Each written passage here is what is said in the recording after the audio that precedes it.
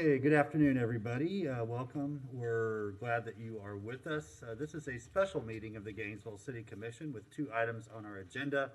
Uh, the proposed development incentive for a grocery store project that we talked about a month ago. And then also the amendment to the 1920 action plan for CDBG and home programs to the 2021 and 21-22 CDBG and home programs. That will be second on our agenda. Are there any questions, or is there a motion to adopt? Second. Motion by Commissioner Sacco and seconded by Commissioner Hayes Santos to adopt the agenda. All in favor say aye. Aye. All opposed, motion passes unanimously. So up first, we have the issue of the grocery store project, and I will go over to our city manager, Mr. Feldman. Thank you, Mayor and Commissioners. As you will recall, at the June 17th meeting, we had a discussion regarding a unsolicited proposal that we received from Southern Accommodations LLC to where they would be buying a shopping center and locating a grocery store in, and we submitted a list of terms on a term sheet, and we're seeking to move forward with the actual drafting of the documents. The commission asked us to go out and solicit additional proposals on there, and we did. The very next day, we issued a RFP. I had that circulated to the commission as well. We made a couple of modifications in the days right after that. Proposals were alternative proposals were due on July 22nd at 3 p.m. We received none, and in keeping with the commission's direction, we're here today at a special meeting to consider the original term sheet as well as any proposals that we would have received. Okay, thank you very much. So that is where we are. I'll turn to the commission to see if there's any further questions or how we would like to proceed. Commissioner A. Santos? Thank you, Mayor. I'd like for us to move forward with the proposal in front of us so that we can have a grocery store in East Gainesville. So I'd like to, I guess, yeah, that's the motion.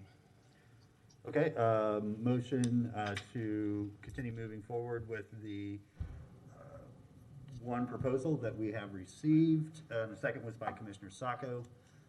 Commissioner Duncan Walker. Thank you, Mayor. I have a couple of questions. Attorney Shalley, is the use of ARP funds, does that cover utilizing, can we utilize ARP funds for a loan?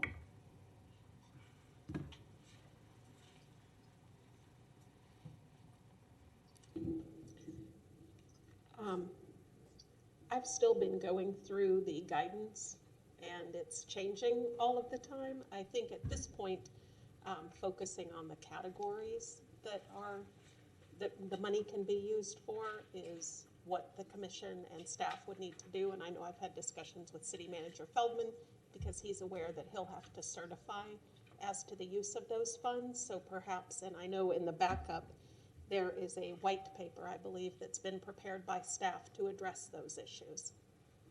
Okay.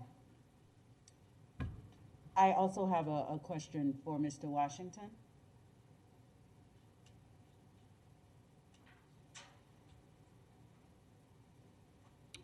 Mr. Washington, welcome.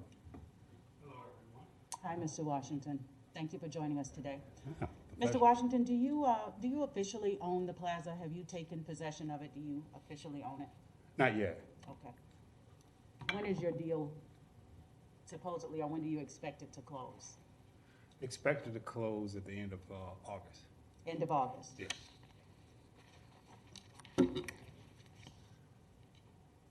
And can you tell me a little bit about your plans for the other spaces outside of the grocery store?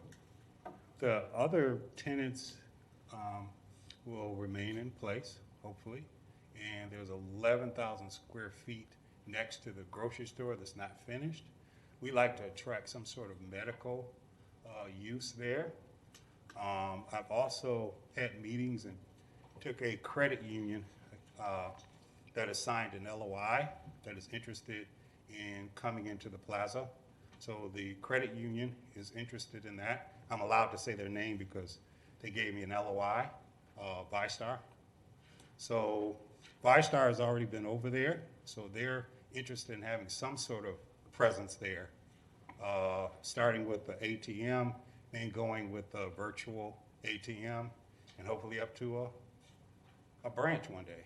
And we're also talking to another credit union, which I can't name yet, that is also interested in the space. So. Okay, all right, thank you. Attorney Shalley, or actually this might be more of a Lee question. Can you tell us when we would actually have the ARP money in hand? So we actually have the first tranche of money in hand. It's in our bank account, 16.6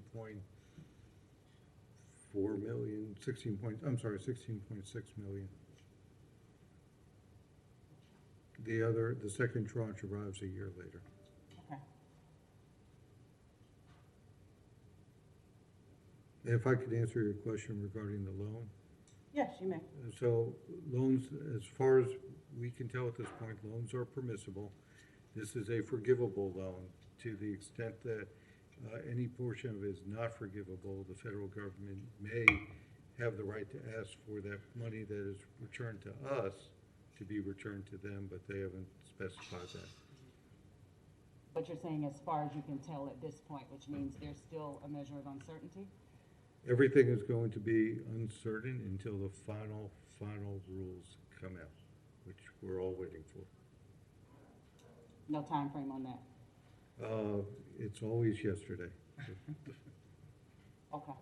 All right, thank you. Those are all of my questions for now. Okay. Thank you. Commissioner Ariola. Thank you, Mr. Mayor. I think I'd like to start my comments by just saying that I was very pleased that the commission decided to take the direction that we went last time, which was to sort of allow us to have more time to ask questions. So my consternation remains around how the loan is set up for that $3.3 million. I think the most valuable thing with the ARP money, besides the actual resource funding itself, is the time we're being allowed to think about how to spend that money. So rushing to spend it is not on my priority list. So first, I'd like to know what portion of that loan is going to be forgivable, if it's the entirety of the loan. How can we set up these benchmarks so that we can, because I like the elements of the term sheet. I think they fall in line with sort of what we're asking for, but I just want to know how that's going to set up.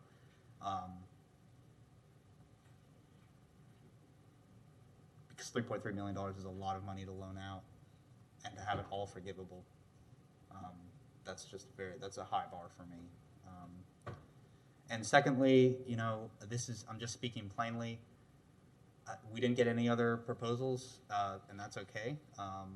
But there's still a lot I don't know about who we're loaning our money to, and all I know is the presentation that we got and what's publicly available.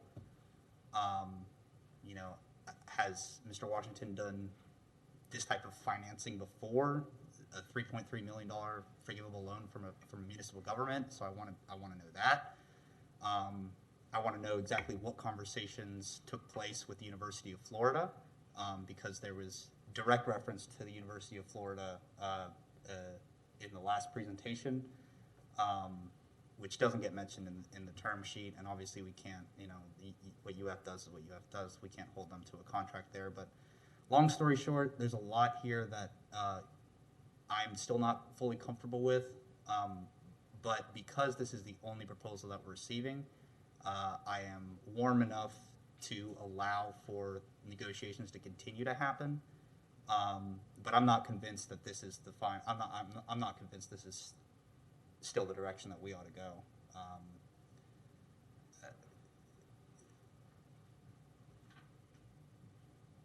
and the closing is gonna happen in late August, and I was told that delaying 30 days was gonna put the whole project at risk, but here we are, and I'm very glad you stuck with it, because I wanted you to stick with it, but the way it was represented to me was that by taking my vote last time, I was going to be delaying this so that it couldn't happen anymore, and as we see now, that's the motion on the floor, so it can still happen, so what was said 30 days ago is not accurate. And that goes back to my other point about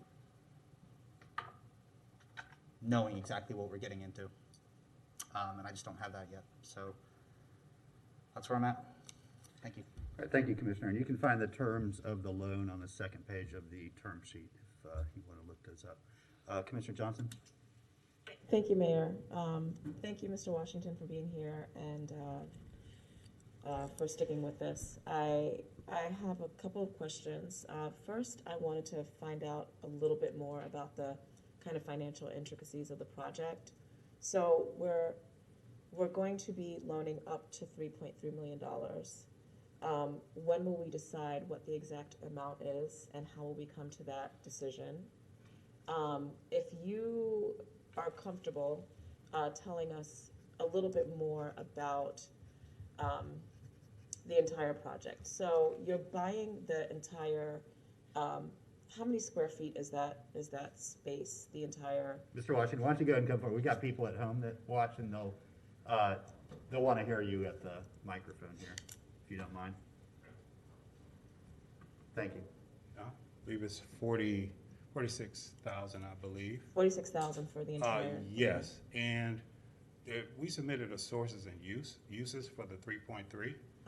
So there's a lot of work to put into the plaza immediately. It's antiquated.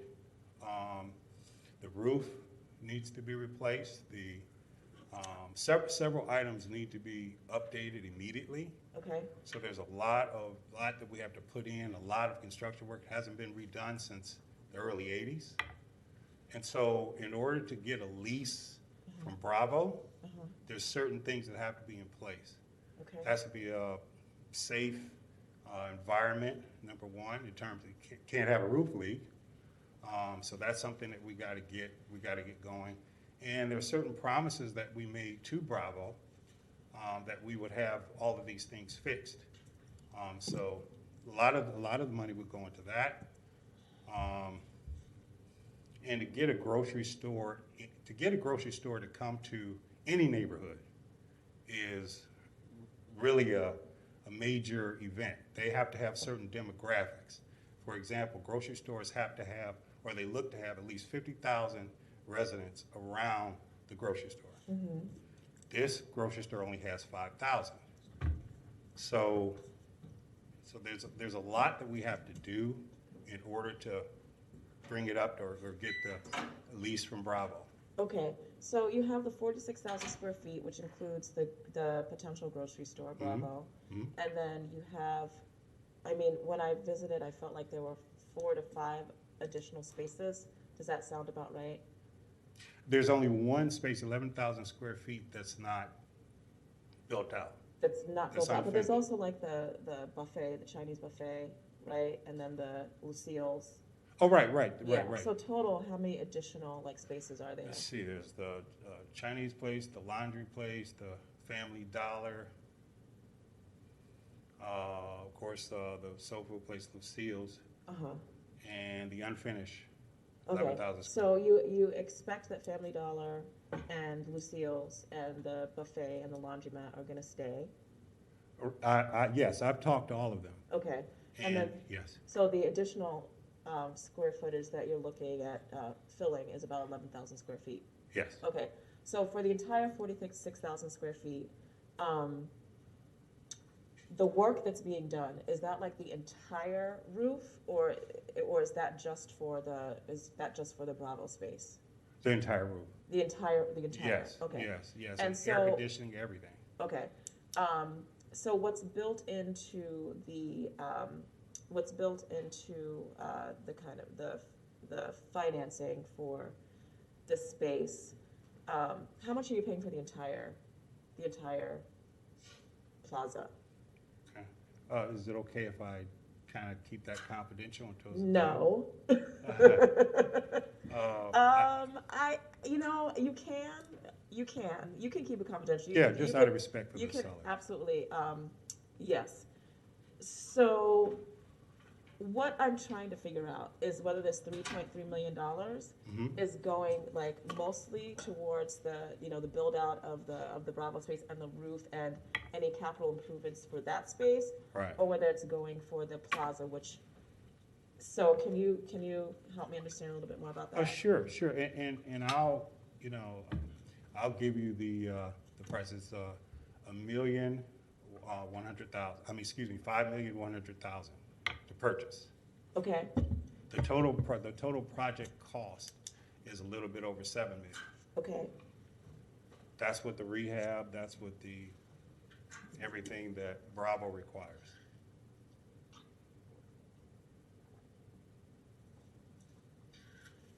thank you. So the capital costs that we're loaning you are associated specifically with the Bravo space, or is it associated with the entire plaza? Our plan is to improve the entire plaza.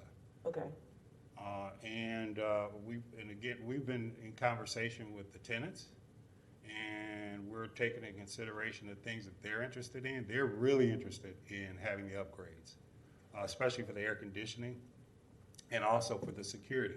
okay, So we plan on having security for the entire plaza.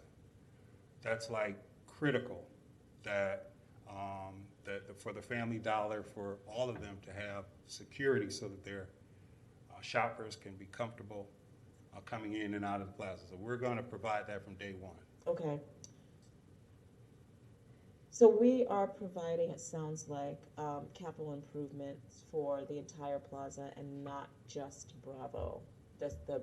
Not just the space that Bravo is going to be leasing. Is that accurate? Right. For the entire roof. So for example, the roof. So it won't make any sense just to obviously fix the roof over Bravo and not fix the entire roof. Okay. Because you know, the air conditioning, primarily that's Bravo. The majority of it is Bravo. But things like security, so the budget that I submitted to the city was all Bravo. So Okay. the city's money is all going to Bravo, Okay, right? But our investment, Southern Accommodations, we're committed to doing the other spaces. Okay. Upgrade their air conditioning, upgrade their windows, upgrade the parking lot, the lighting, several other things that we, at Southern Accommodations. But the city money is 100% for the Bravo. okay, got it. So the 11,000 square feet, you said that there's ViStar that is interested in, at a minimum, beginning with an ATM. To start. Yeah, and then can you help me out with the additional square footage and the medical facility?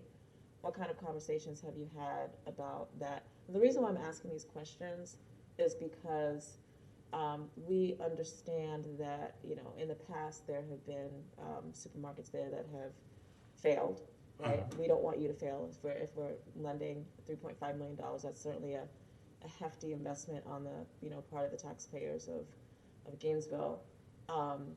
So it's in our best interest and your best interest that you don't fail, right? Sure. And if there needs to be services outside of, you know, just the laundromat and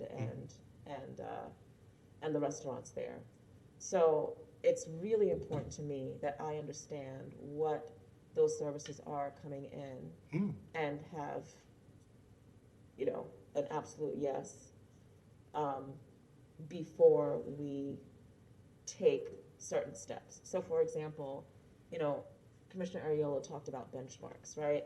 And City Manager Feldman, you know, I want to talk a little bit more about how we can build in benchmarks that you have to meet. Because as far as I've seen, and I'm just going to ask you to talk a little bit more about the benchmarks and at which point we release the money to you, should this deal go through. I think that that needs to be built in there. And I think that we should also have benchmarks for some of the terms that are in this already. So when do you think you'll have, if you're closing at the end of August, right? When do you think you'll have a good idea of who's going to be occupying the 11,000 square feet? Well, to answer your earlier question, who have we been having conversations with? We had a conversation with the director of the health department. Okay. And the conversation, we offered the space for, it's a program that that is really in vogue around the country in food deserts and food insecurity areas, where you have dietitians close to the grocery store, and the dietitians then would help, say it's a person with diabetes, let's just say. The dietitian would literally prescribe different meals that would help their diabetes. They would also, being in a close proximity to the grocery store, they would also help walk around if necessary and help the person make good selections that accompany or would work compatibly with helping to relieve the symptoms of whatever their diagnosis is. So we had that conversation with the director of the health department, and he has dietitians, and he was more than interested in that, because it's an excellent program. So we've offered it to them, and again, we've offered it to various credit unions. So yes, so we're more than happy. So you to. didn't answer my question, but I really want to know, you've been having these conversations.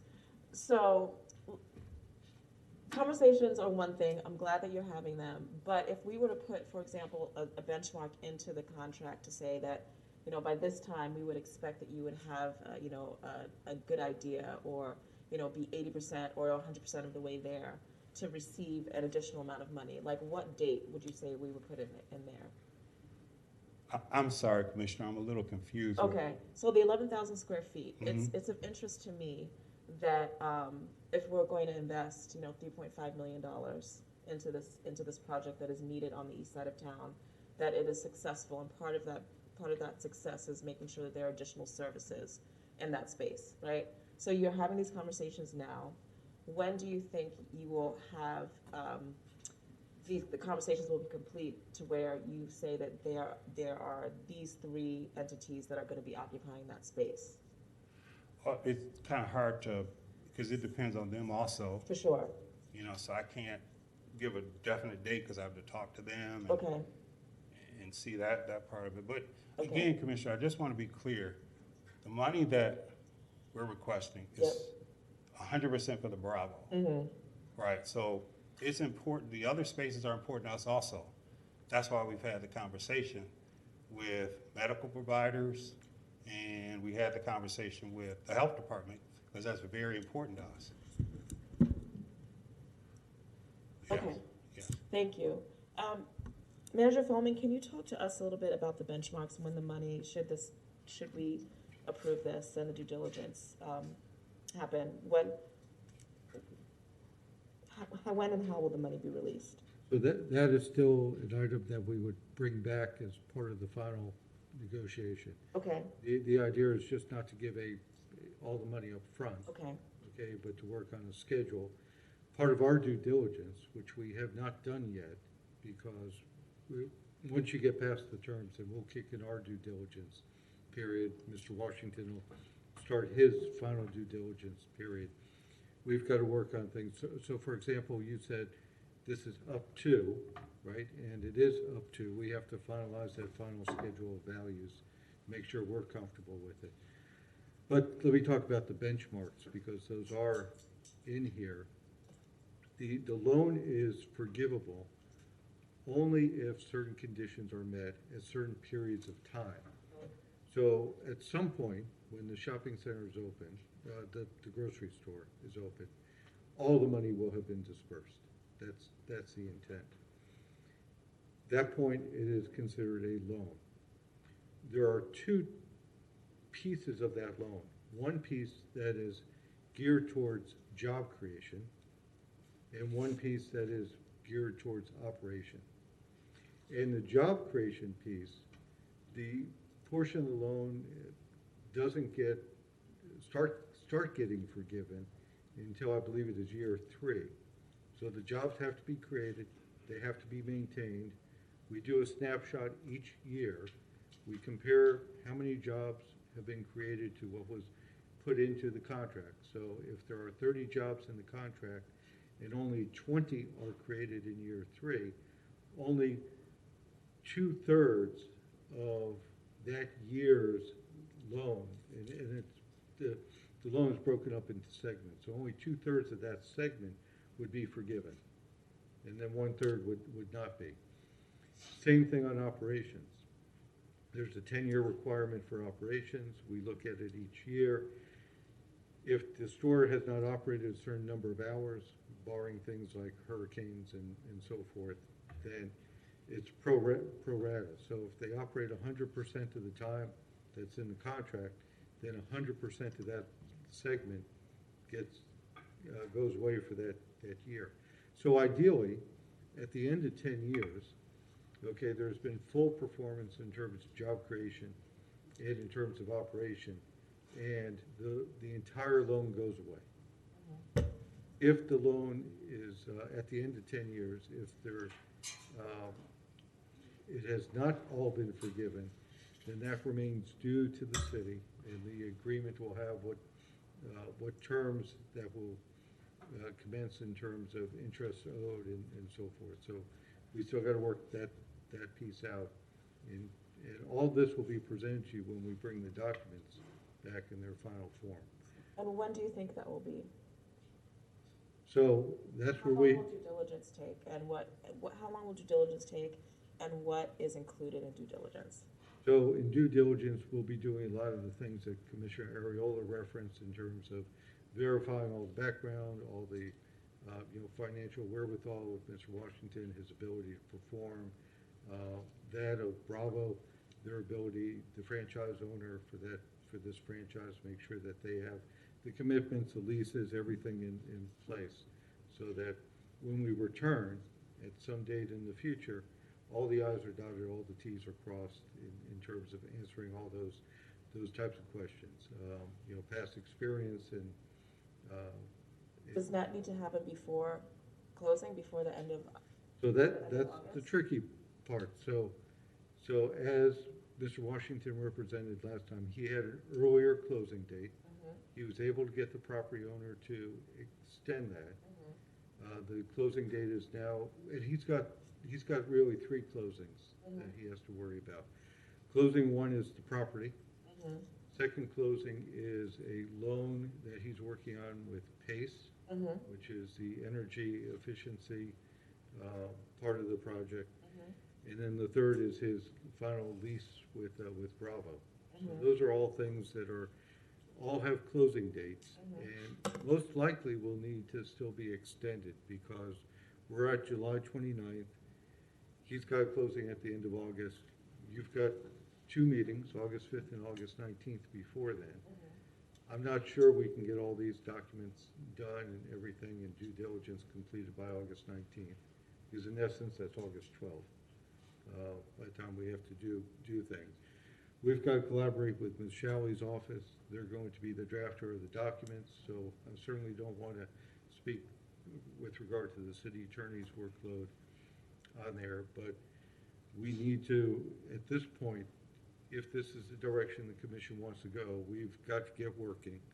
I think, a positive action today by the commission of moving forward will be a signal to the 3 parties that I just mentioned, property owner, PACE, and Bravo, that the city is serious about this. Mr. Washington is probably going to have to work with them on getting extensions. Again, I think I've been upfront with Mr. Washington with regard to the timetable, but we'd like to get this done as quick as possible so that all the parties that are involved can all be doing what they need to do to move this project forward. Okay, thanks. Ms. Shalley, I would love your input. I mean, I think that this is I think it's the first time that we've considered a loan this big. So I would love to understand a little bit about your process, how long it takes, what this looks like on your end, and how you work with the city manager and Mr. Washington. Thank you, Mayor and Commissioners. Yes, what we will do, what our process is, there's a fairly detailed term sheet in the backup, so we would start to prepare documents based on this.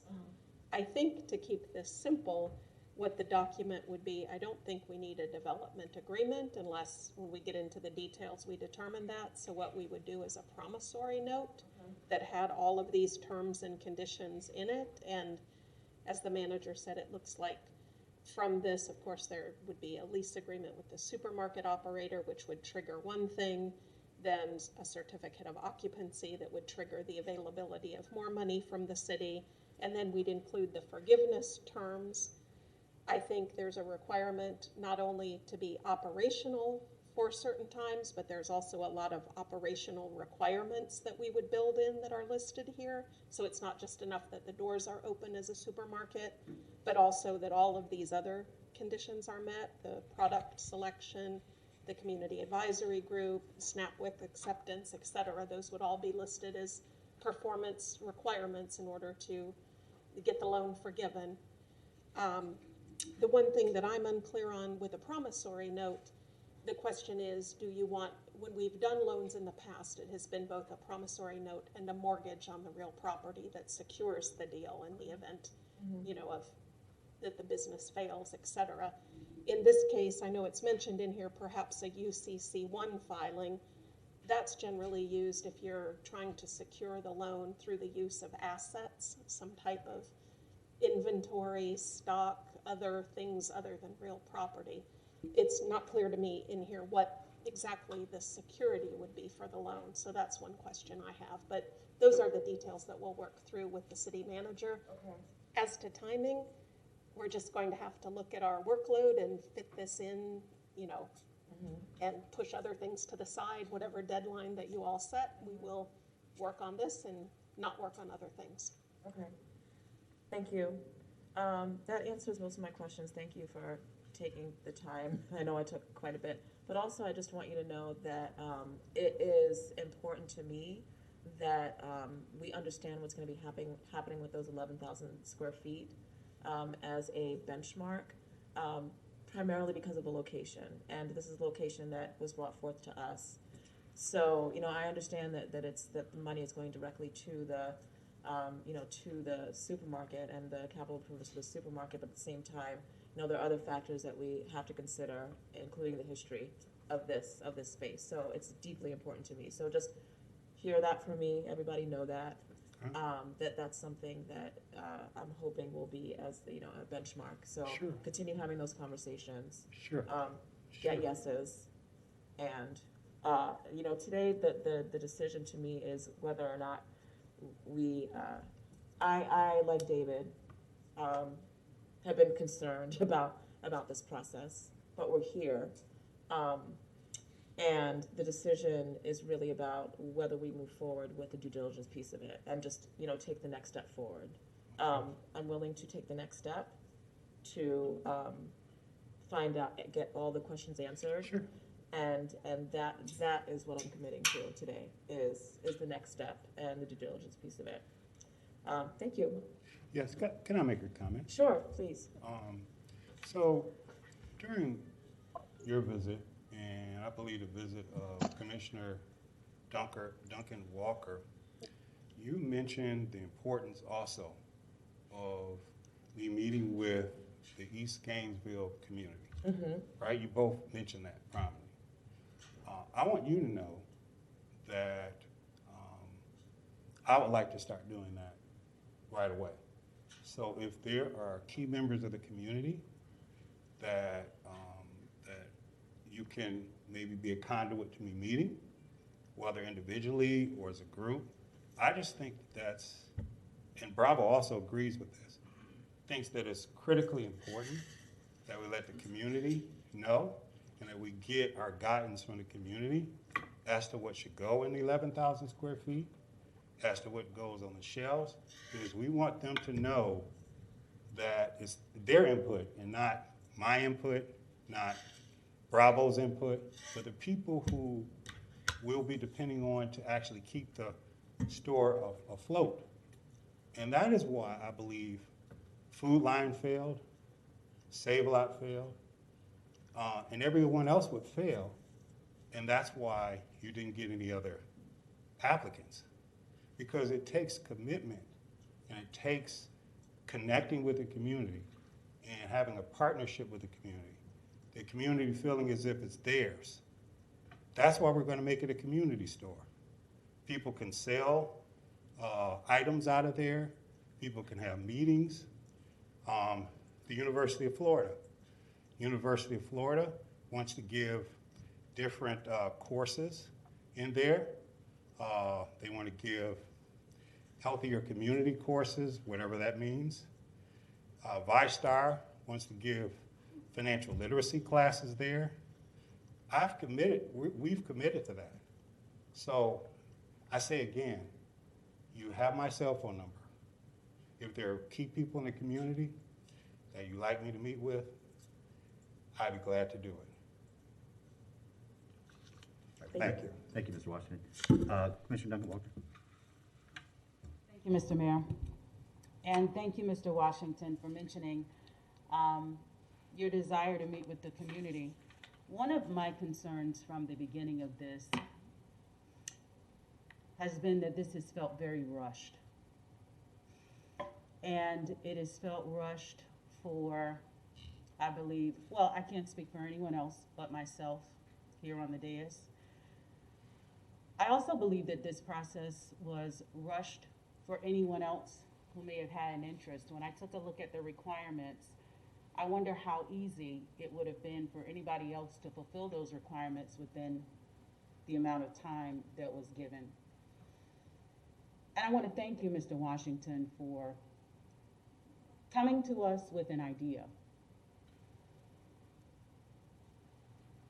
I live in East Gainesville, have been there for a very, very long time, and understand firsthand very well what the disparity has been. I listen to my constituents every single day, almost. See me on the street, call me on the phone, send me emails and texts to tell me about the need and their desire for food in East Gainesville. And to be completely transparent with you, I've been getting a lot of concern about the store itself, about the Bravo itself. There are people who, quite frankly, are not interested in Bravo, in East Gainesville. And that could be for a number of reasons. The fact that the community engagement piece has not happened is major, because that could help you and everybody else get down to why. I have a text message on my phone right now that I received from a constituent, longstanding community member, who was hoping to be at this meeting today, but they simply said to me, Hitchcock's or Publix, enough said. I can show it to you. There are people in the community who are concerned about making sure that we adhere to our neighbors. And I'll just go ahead and cut to this. I was really concerned and disturbed with the idea that a neighboring store, a neighboring business, had expressed a desire to go into the same plaza with a grocery store, but was turned away or had phone calls that were not returned. And so now there is this confusion, and there are damages that they suffered, according to them, as a result of not having phone calls returned in a certain amount of time. They lost the ability to generate revenue when they wanted to go into this space over a year ago. Those things concern me deeply, because that was one of the stores that my constituents asked for in that space.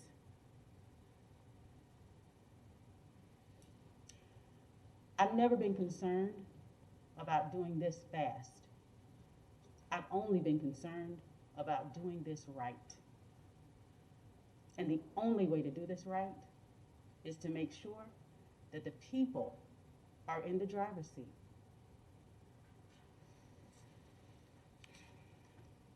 They've been left out of this. I don't feel comfortable saying what I think needs to be in that plaza. I feel comfortable with the people telling us what they want in the plaza. We haven't collected data on why the previous stores failed. We can surmise, but we don't know with numbers, we don't know with data. We haven't polled the surrounding residents to find out what it is they need. Why didn't they, or if their concerns actually caused the closures? We don't know. There's so many things that are just swirling around whether Bravo is what we need in that space.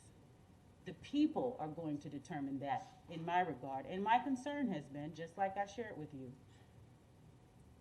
that I've been getting multiple calls. I've been reached out to and stopped on the street by people who don't want to see Bravo. And I see your face, I see your expression, and I'm sure you have questions about that. But those are good questions for you to ask. Well, I'm concerned that my constituents deserve the opportunity to decide what goes in that space. And that really will govern the way that I vote, what they say. It's not going to be based on what I want to see. It's not really going to be based on what you say either. It's going to be based on what my constituents in East Gainesville say that they need. Because that is honestly, Mr. Washington, what I believe is going to determine anyone's success that goes into that space. I'm done with my comments for now. Right, thank you. Mr. Washington, if you're asked a direct question, I'll allow you Oh, to I'm answer, sorry, but I I just think wanted this, Commissioner Duncan Walker is just offering her perspective. Okay. Commissioner Ward. Thank you, Mr. Mayor. So I would remind, I'm reminded myself here, and I would remind everyone that this is the beginning of the process. You know, this is the point at which we say, Mr. Feldman, Ms. Shalley, work with this choice. This choice presented itself to us and started the process that we had been talking about for years.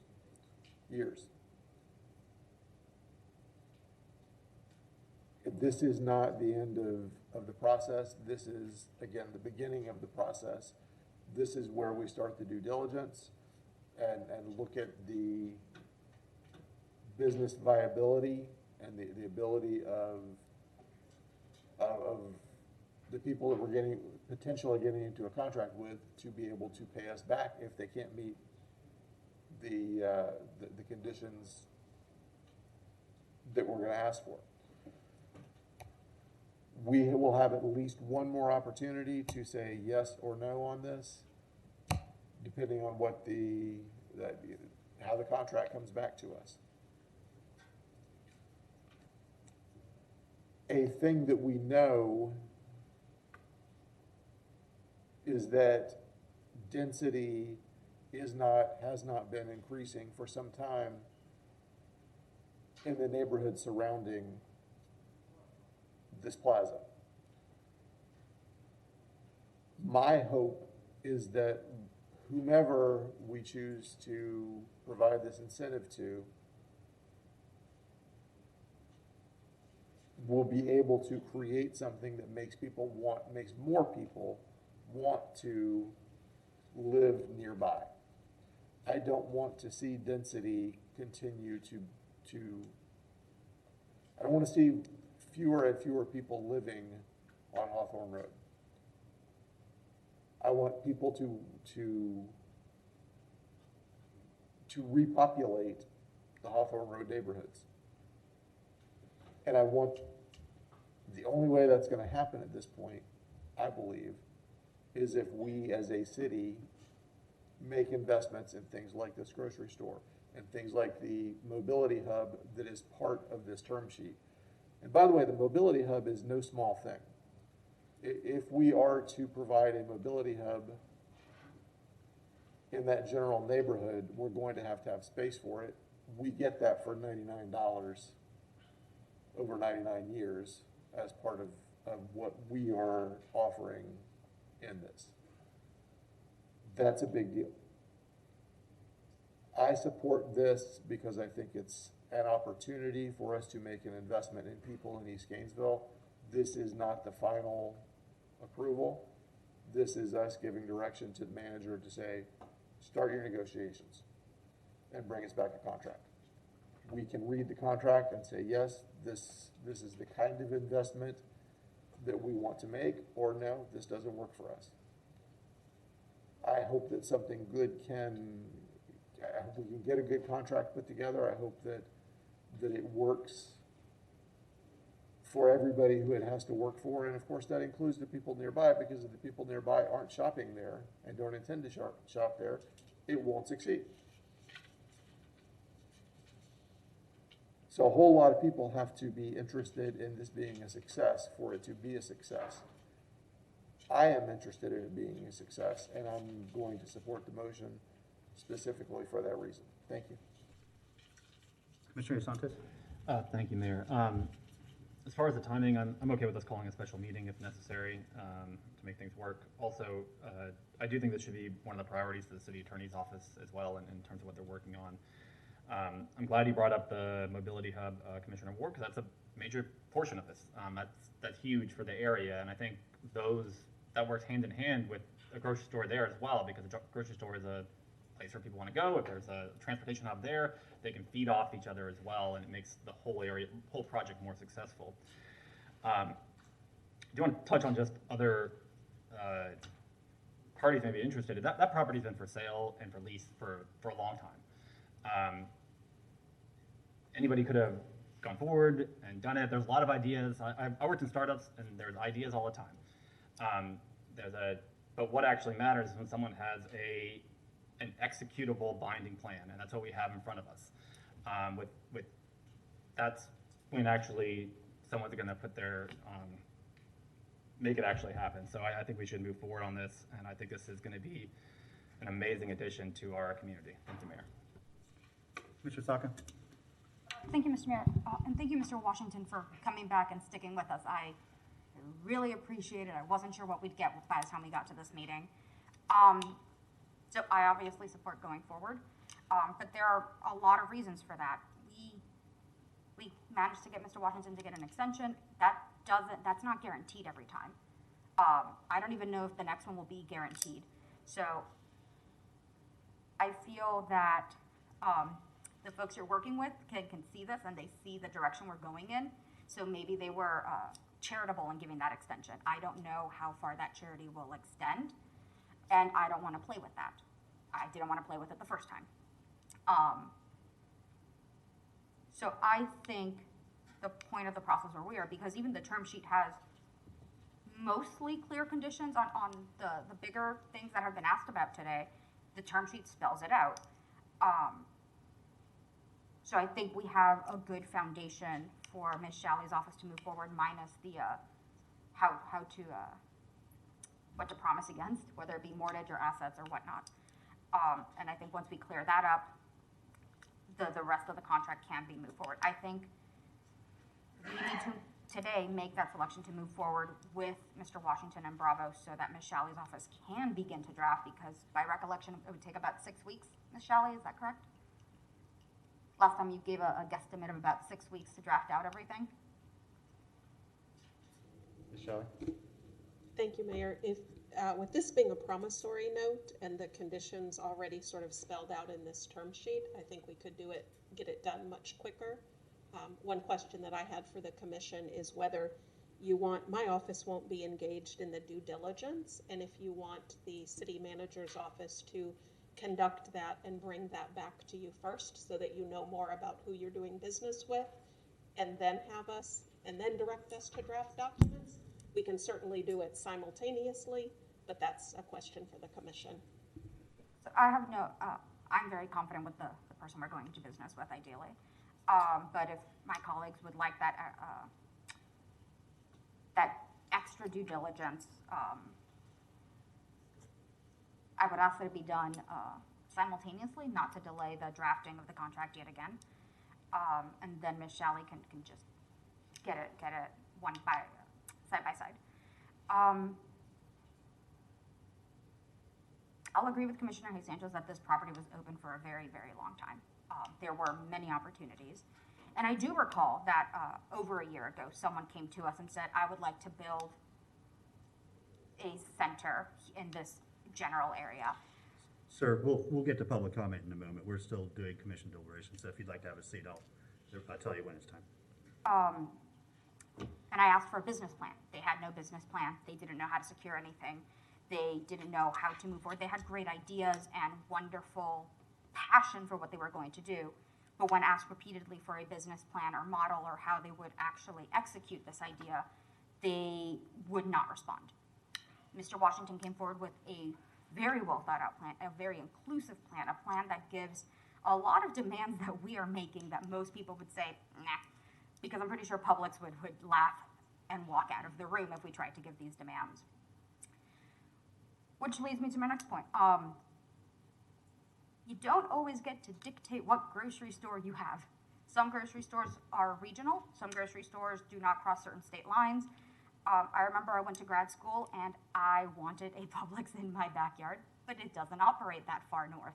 I had literally 1,000 feet from my door a Kroger, and it was perfectly fine. It had everything I needed. So I went to it, because otherwise I'd have to drive several hours to get to the nearest Publix. I don't think folks would mind, so long as you have quality food, decent prices, accessibility to food. I don't think people will actually mind that much. They care more about having access to food.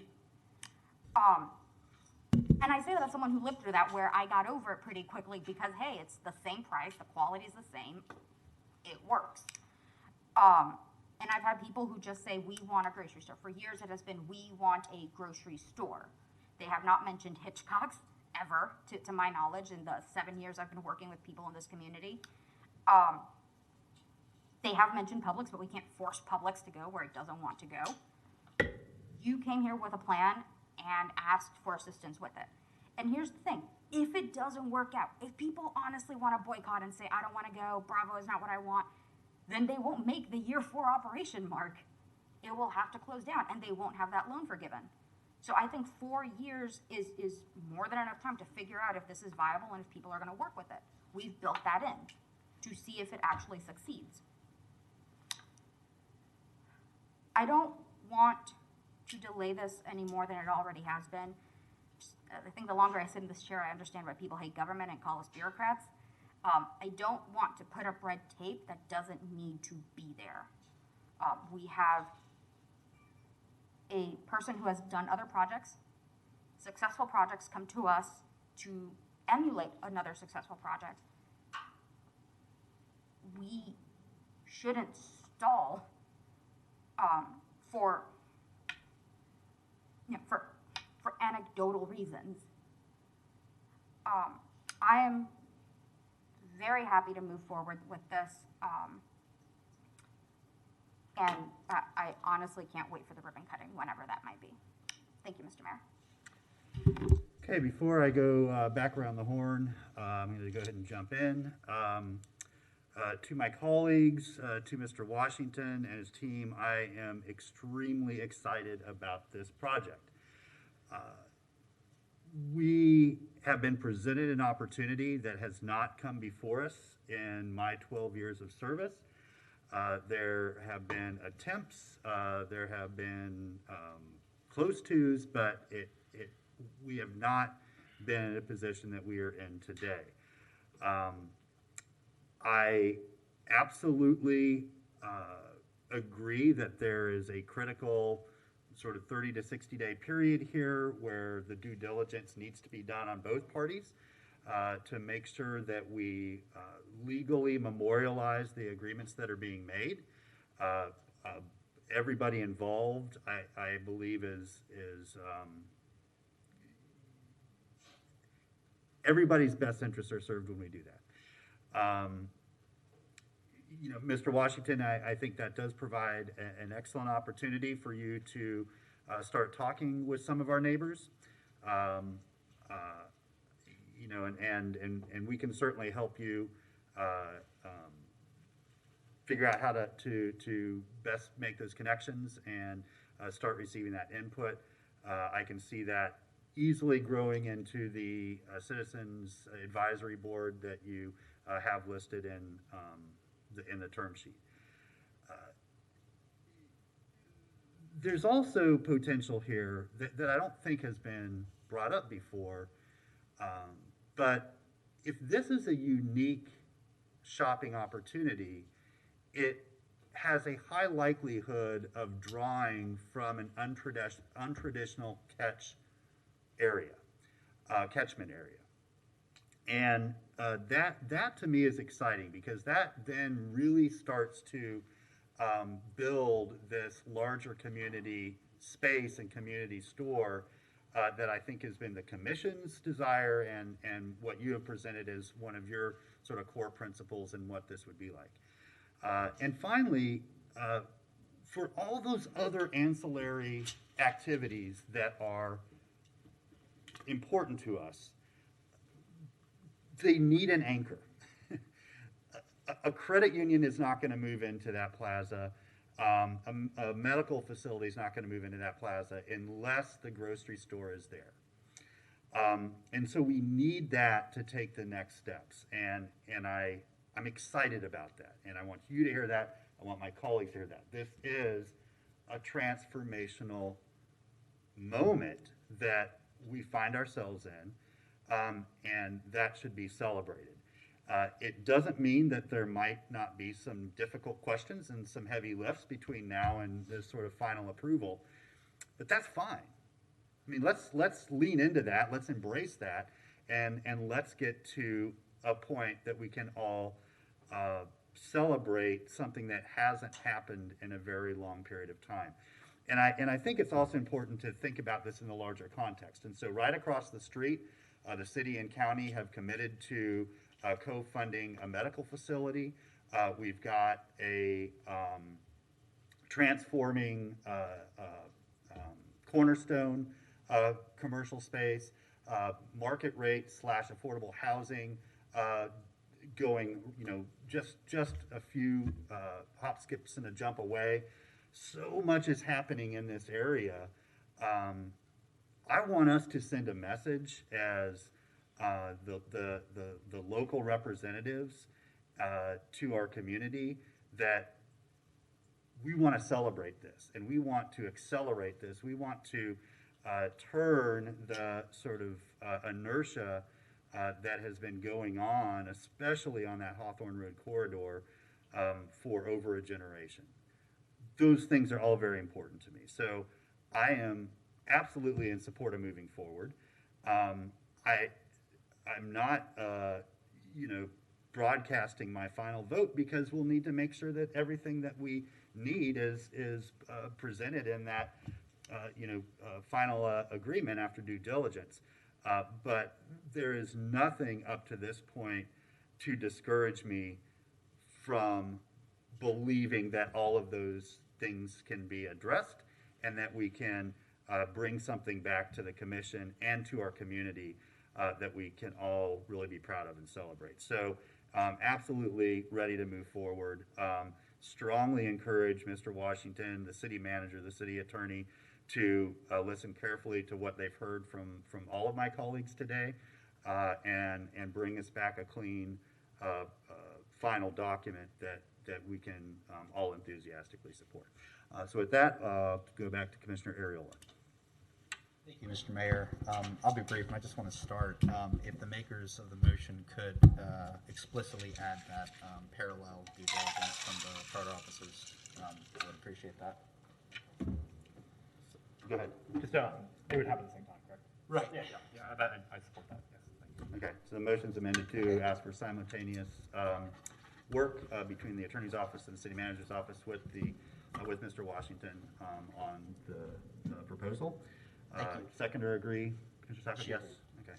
And I'd just like to just make a few comments, because a lot got said, and I'm not going to address everything that was said. I'm just gonna say how I saw events occur, and then we're gonna move on, and I've already said that I'm willing to allow for negotiation to continue, particularly with that addition to the motion. But I just feel like I have to be heard, because I've heard some comments, and it just sounds like maybe I'm not getting through clearly. So, first, yes, this is the beginning of the process as far as the public and the dais are concerned, but that's not the beginning of the process in terms of solicitation. This was unsolicited, so essentially the process began when that unsolicitation came. And the land can be up for sale for however many years, but City Commission has not been offering these types of financial incentives for all those years, and certainly the American Rescue Plan dollars have not been available all those years. So that's new. So comparisons to the past are not, I think, completely analogous. So the actions taken up until this point, I just don't want us to be here again. That's why in the last motion, I wanted to include that we require a policy for how to handle unsolicited economic development projects, because all of these questions, all of this diligence, all of this sorting out, shouldn't happen this way, where it should be a much more professional process. We're the legislative body, so we pass a budget every year so that people in our government can do these jobs, rather than it being kicked up to the commission. At least at this juncture is what I mean. At this juncture, obviously, final decisions are made by the commission, but I just mean at this juncture, it feels as though we've been thrown a body of work without it being done completely. Now, having said that, I do want to give credit to the fact that this is a complex project, and it is a complex economic bid to have a successful grocery store here, and I appreciate that. So I'm not going to stall the project on the idea that some of these uncertain additives have not been completely squared away, because that will be sorted out as we go farther down. And the last thing I want to say, we are talking about spending $3.3 million of American Rescue Plan money. This is obviously getting the fast track treatment because of the emergency of the need, and I'm okay with that. But just keep that in mind. This is the commission committing our first use of American Rescue Plan dollars, and so I think that's a higher bar, and that's why I've been so critical of the process, because anyone who wanted to submit 30 days is I'm glad we went that, but let's be serious. 30 days to come up with a business plan it's not going to happen, and you all knew that when the first vote happened. So we are here now. This is the first I'm hearing from Desmond that we had people interested who didn't get heard, so they're already out. If that we're so far up the creek, they're not even in the conversation anymore. And what I said earlier about a professional process is that you invite more conversation with more people. But this is where we are. I am happy to move us forward. To have those discussions about the specific terms and agreements, but I want to go back to what I said a second ago. I don't want us to be put in this position again, not by any of our charter officers. I want these things to get done well before they come to the commission like this, and I want policies to be written to guide both staff and this government on how to handle these things going forward. Because there's more that I don't know, there's more that we don't know than there is that we do. And that's not how I feel comfortable talking about $3.3 million forgiveness loans. Thank you. Mr. Johnson? Thanks, Mayor. Commissioner Ariola, with the amendment to the motion, does that include that Attorney Shalley is also going to be doing due diligence on this project along with, is that inherent in the motion, along with the city manager? Ms. Shelley, do you want to talk about due diligence on your Because if office's it's part? not, I'd like to add it. I think we need to hear from her. Okay. Yes, thank you, Mayor and Commissioners. Our office is not engaged with that in that process because that's a business decision. You know, that's where management gathers information about the other party and determines from a business perspective if that's a party that they recommend that the city moves forward with. Normally that's done during the solicitation process, so. So it's not inherent in the motion.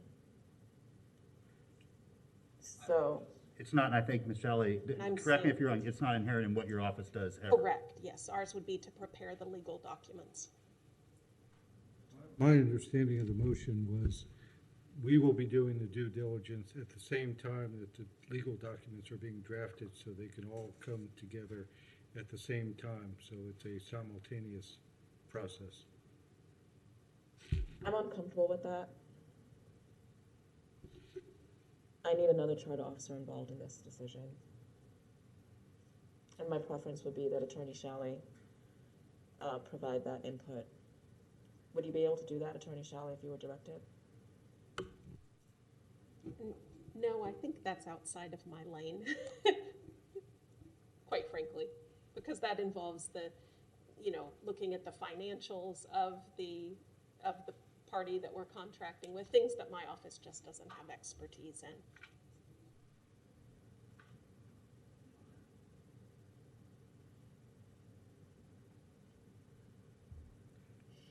I see Ms. Bigby has her hand up.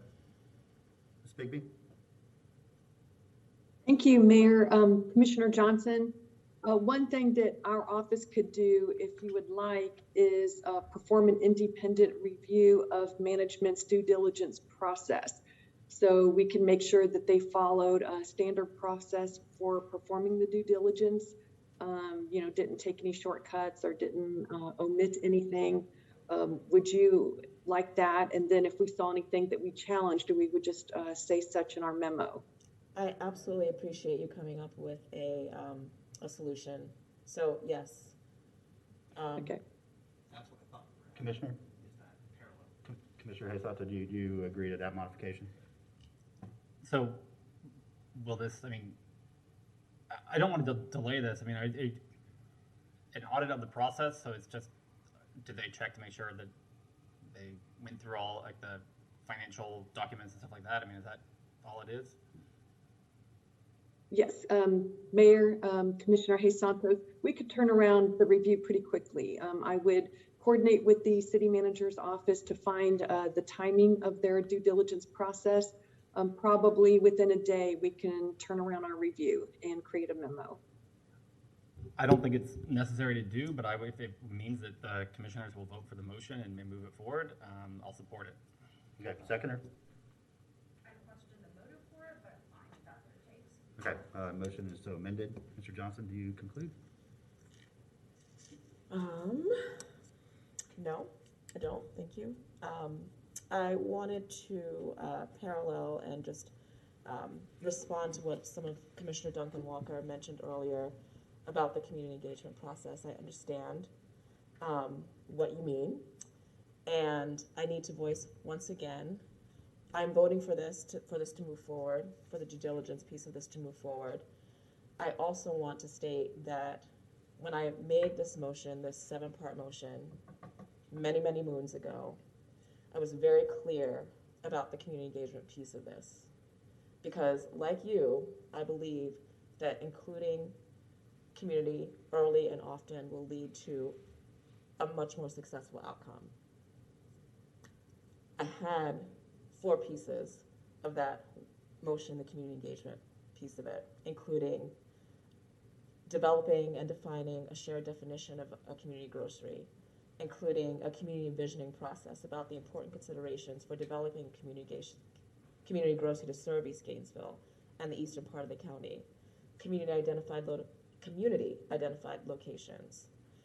Where do you think a grocery store is most needed? Specific locations and areas the city should be identified, and also an ownership model, what the community thinks the ownership model should be. That should have informed this process. It didn't. Here we are. So because of this is where we are, I'm willing to move forward with the next step, but I want you to know that when I make motions and when I think through something, I do it very intentionally and deliberately because I understand what the ramifications of the outcome could be. And I did that. And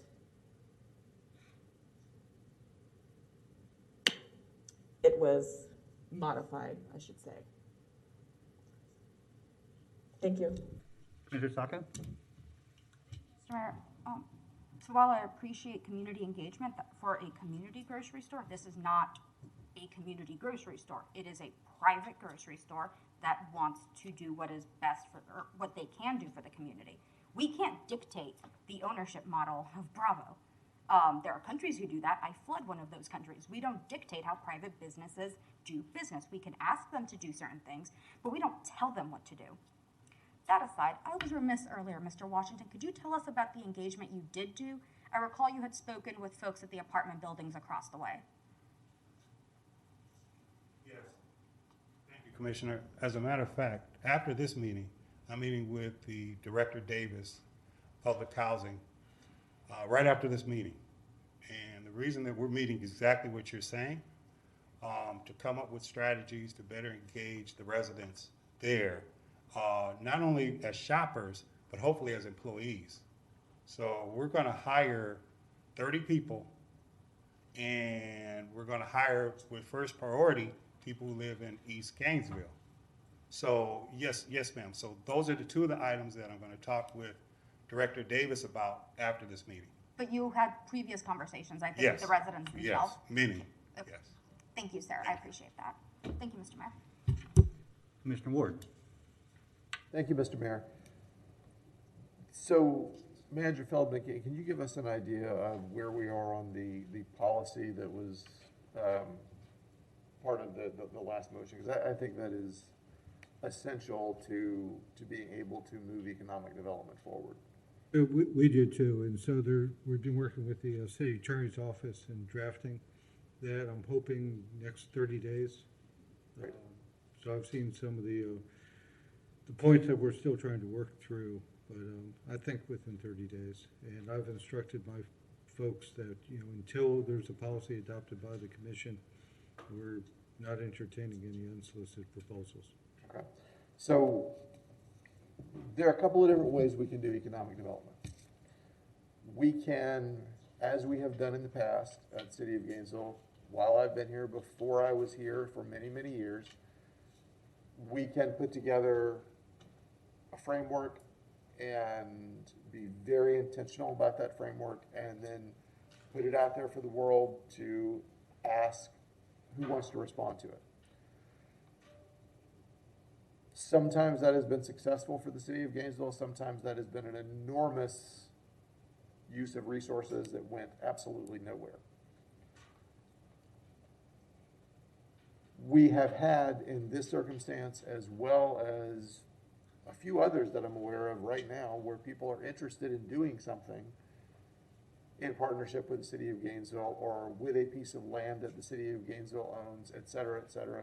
I think we've all had conversations about a particular spot in the power district that sounds like a really cool idea, but we don't have a process.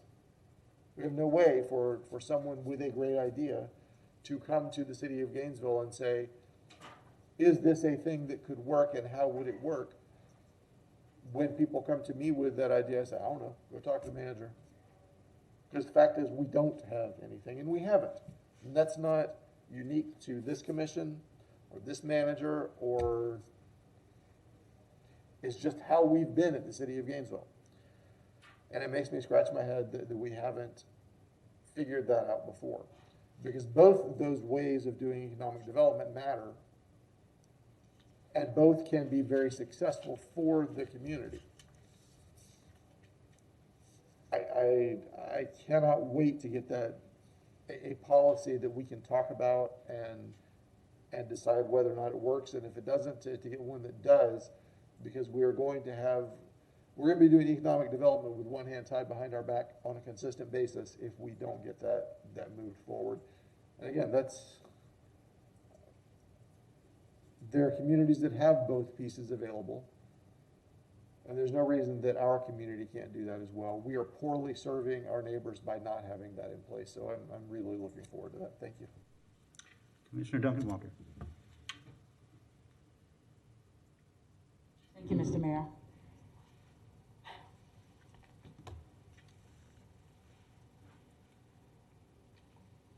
I can't express how much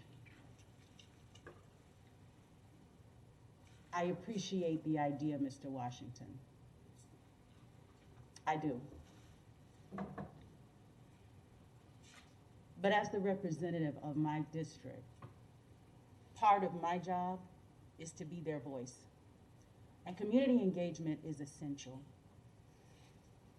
Talking to just a couple of people is not what this commission defines as community engagement. And I understand that that may not be a process that you've had to go through before. I fully appreciate that. But it is something that we have said we were going to do because we understand the importance of it and we value, supposedly, the community, what they have to say. The people that live right across the street from the location that you're hoping to open up are not the only people in the immediate area who would want to utilize groceries. I know you're aware of that. But when we talk community engagement and the need to reach out, it's a much more robust process. It's intentional. And we have individuals that are a part of this staff here at the city that do that. That's what we're talking about. You can talk to a few people, that's great. But the city also needed to do its part in a community engagement piece so that we could know exactly where the community stands. That's why and where and how I would feel much more comfortable with this, because I have to respond to people. Much like you say you've talked to folks, so have I. And as I shared with you before, the responses that I have gotten have been deep concern about the type of store. No, we are not dictators. We don't get to tell businesses what to do, nor would I ever attempt to do that. We also don't get to force something on a community without hearing from them as well. And this isn't directed towards you. This is really a conversation that cuts to the core of what Commissioner Johnson has outlined. It's about being fair to the people that we have to serve. I'm going to stop my comments there, but I just want to say that the value here, the purpose here, really should be focused on what the people want, not what we want. We know the need. It's been long-standing. Probably nobody up here knows that better than me because I lived in that community all of my life. Like Commissioner Ariola, I don't want to be back here again.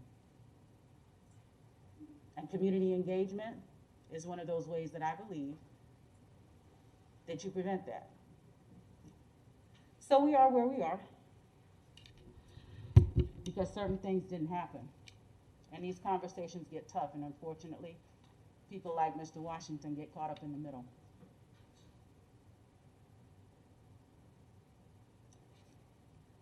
That's unfortunate. Thank you. Hey, we're going to open it up for public comment now. We'll alternate between folks here in the chamber, and I believe we have Adam with us today. Is that correct, Adam?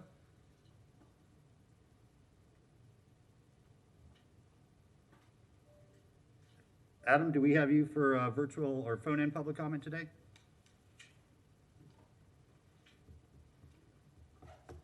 I can see your little mute symbol is on, Adam, so you might want to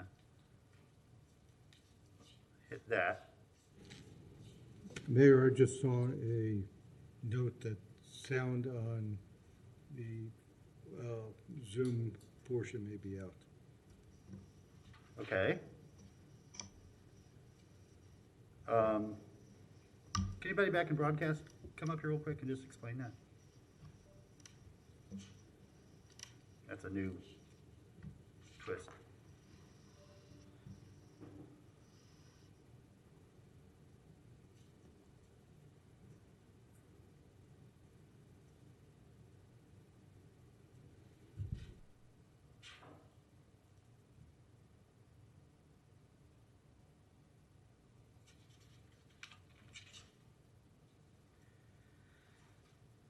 Have anybody in broadcast that's able to extricate themselves from the, they are? Thank you, officer.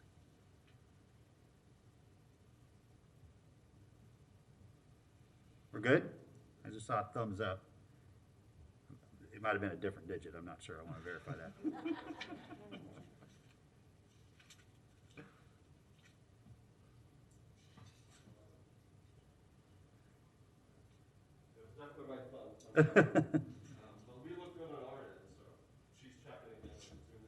Okay. Well, let's start, we'll come back, we'll take everybody in the chambers first, and then go to the folks calling in. So the motion is to direct the city manager to work simultaneously with the city attorney to bring back a final term sheet and agreement. The city auditor will verify the process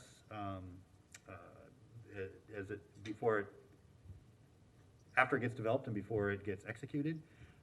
And then that will come back to the city commission. I guess we would say as soon as possible after it's done. I'll work with the clerk if we need to schedule a special meeting, if that's of utmost importance, or if we're able to get it on a regular agenda, we can do that too. So anybody in the chamber, if you're new to us, come up, introduce yourself. You'll have 3 minutes. When you have 1 minute remaining, a yellow light will come on. When the red light comes on, your time has expired, and I'll ask for the next speaker to come up. Mr. Blount, welcome. Hello, Khalid Blount, resident of the East Side. The people in the area of this building, the building where the store would be, have had a long time now to have to accommodate the options they do have.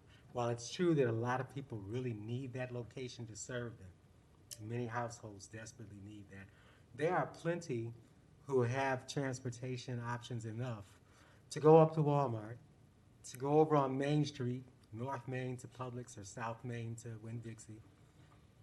And they've been doing this for quite a while.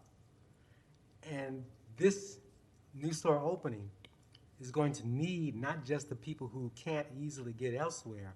They're not going to have enough support if they don't recapture those people close around who do have transportation.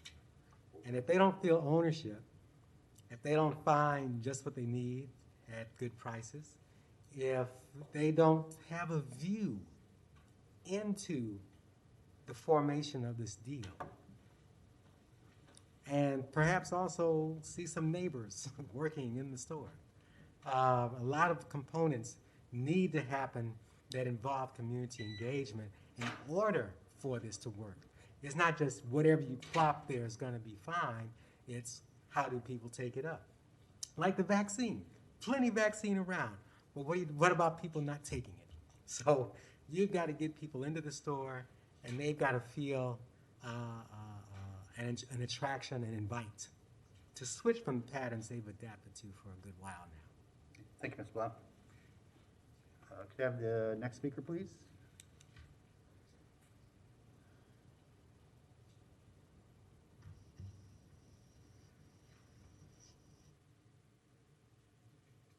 Thank you, Ms. Mould. Shepherd, welcome.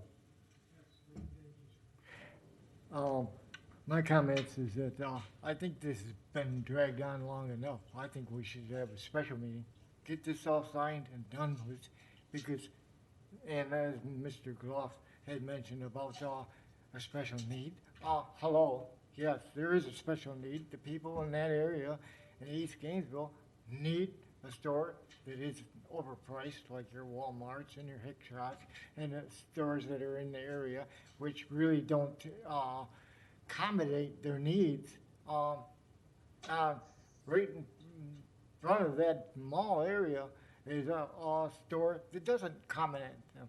When you go in there to take and buy a certain item, you got to take and wait a week or 2 weeks for the item to come in.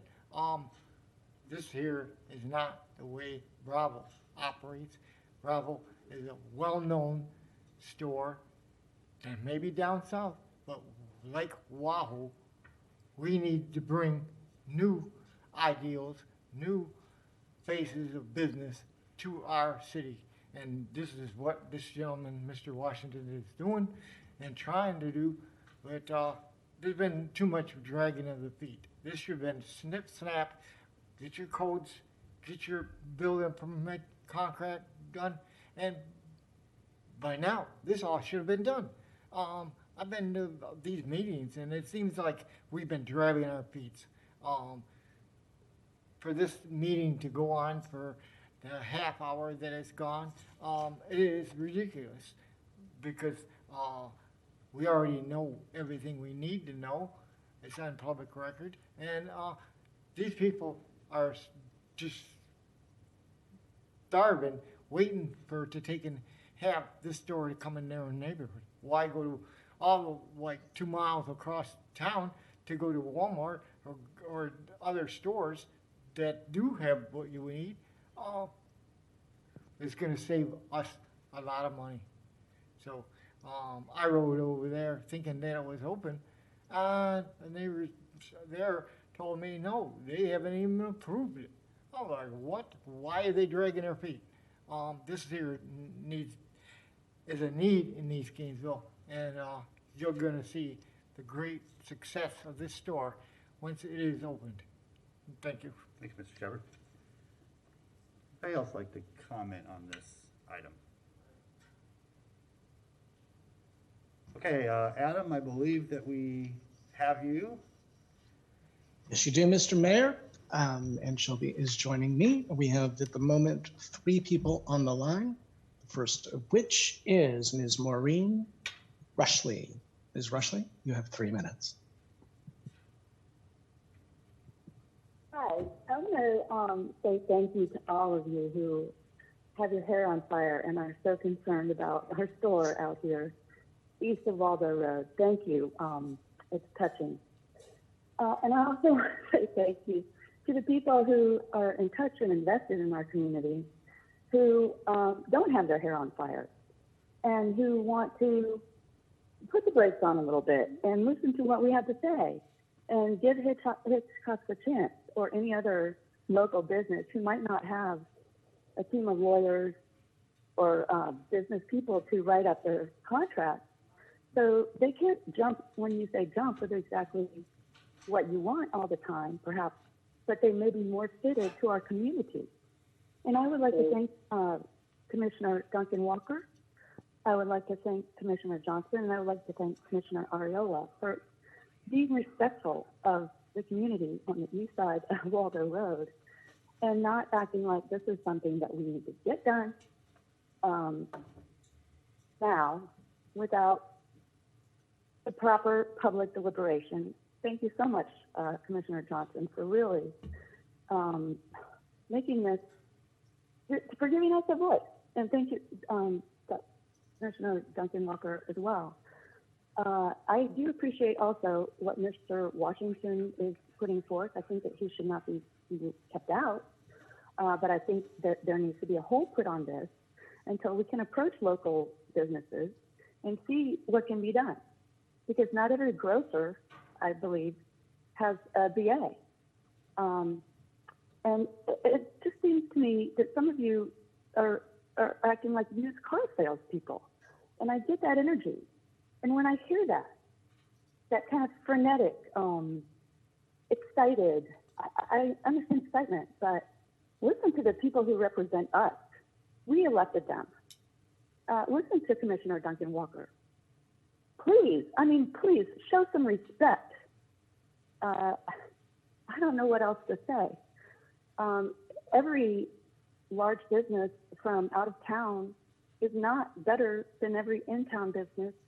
And some of y'all seem to get sparkles in your eyes when a big out-of-town business comes in town. And I don't get it. Unless there's something else going on. I don't want to make any accusations, but some of you seem to be smitten with power. And some of you seem to still be listening to your constituents. And I just want to thank you, the ones that are. And I think that we should put the brakes on this until it can be ascertained whether Hitchcock or another local grocery store I'd love to have awards as well. That's my piece. And I hope you'll listen. Thank you, Ms. Rushley. All righty, we have a caller who called in with the last 4 digits of 3706. Can you please introduce yourself? And you have 3 minutes. Hi, Brian O'Brien. Is that a call for my time, Larry, Yes, or is that someone else? It's Adam here, and yes, it is your time. You have 3 minutes, sir. Okay, Adam, I'm sorry. Thank you very much. Commissioners, staff, members of the public, I'm so pleased to hear some logic from 2 of the commissioners on the dais. And the idea of racing into a business deal on a rush special favoritism has already been shown. It does not work to anybody's benefit. If you want a store that'll be there for a year or 2 by giving away a lot of money, then be in a rush. If you would like a store that's part of the community and will be there for the next 40 years, then go through the proper channels and allow the local folks and the national folks, whoever would like to compete, put together a proposal. This offer of giving away money for rush has created the wrong type of excitement. Need to get a long horizon in your view, like Commissioner Johnson and Duncan Walker have stated, with the true input from the district. The idea that the other commissioners would try to shove this deal down the throats of the commissioners closest to the district and living in the district is insane. I'm sorry to have to report to the people of Gainesville that Lee Feldman has got a long reputation of running inside dirty, tainted deals with developers. Please avoid the ad hominem attacks, Mr. O'Brien. North Miami. Yes? Just finish your remarks, please, and we'll try to be non-personal. Okay. Well, the facts sometimes are, sir, when it has to do with someone's resume. At any rate, the idea that this gentleman, Mr. Washington, I'm sure he's a fine man. I do not know him, but he cannot be given special access to a deal that involves $3.3 million of American Rescue Plan money. That money is for the citizens of Gainesville and for those District 1 folks. They should be the ones who determine how that money is spent, not Dirty Lee Feldman. Thank you. All right, Mr. O'Brien. We cannot have ad hominem attacks. That is inappropriate for any circumstances. Adam, do you have any other callers? Yes, we do. We have several more. Ms. Debbie Martinez. Ms. Martinez, you have 3 minutes. Yes. Thank you for taking my call. Can you hear me okay? Sure can. I'm not going to answer. Can you hear me okay? Yes, we can. We certainly want any city project to be successful, especially when it involves taxpayers' money. City Manager Lee Feldman said the city has to do their due diligence on this project. Now, regardless of what the commission decides to do, to go ahead and accept Mr. Fred Washington's proposal or to consider other proposals, either way, the city commission, members of the city commission, has had numerous costly taxpayer-funded projects go belly up in the past, many on East Gainesville because they didn't do their due diligence. What type of background checks will this commission require of Mr. Washington or any other vendor that you consider for this grocery store before you move forward on agreeing to give Mr. Washington or any other vendor $3.5 million of taxpayers' money? Haste makes waste. Please be careful when you're conducting your background checks. Thank you. Thank you, Ms. Martinez. Next up, we have Ms. Sharon Bauer. Ms. Bauer, you have 3 minutes. Thank you. Good afternoon. I live in the original East Gainesville on the west side of Waldo Road. I shopped at the Winn-Dixie, Food Lion, and Save-A-Lot in the East Side community, and I miss them. I was alarmed to read in the Sun that Hitchcock's interest in this property was rebuffed by the city, that they say they were left out of this process and that the process was tainted. As a retired public administrator who's worked as a management analyst in the city manager's office, I think that the allegations are serious and warrant investigation. On the one hand is Bravo, a New York company founded in 1991 that caters to a Hispanic clientele, and on the other hand is Hitchcock, founded in Alachua in 1945 with a history of serving the African American community. This is really about the lack of community engagement that Commissioner Johnson's been expressing concerns about since he was elected in 2018. I think that if the city had effectively engaged Eastside residents, there'd be a clear preference for Hitchcock over Bravo, and I hope you'll take steps to make that happen. The city needs to do more buying local when spending millions of our tax dollars on services. Thank you. Thank you, Ms. Bauer. We have one last caller at the moment. Digits ending 7823. Please introduce yourself, and you have 3 minutes. Good afternoon, Commissioners. This is Joe Beatty calling, and I would just echo and support all of the preceding callers and the Commissioner Duncan Walker and Johnson. And I'll try not to repeat any of those, but really I endorse all those comments. I am very disturbed by the way this process has gone. As you know, I frequently speak to you about the process, and I've been assured by Commissioner Hayes Santos over the years of his tenure, that he was all about the process. Well, this seems like the tail wagging the dog. I don't understand the way this process has gone.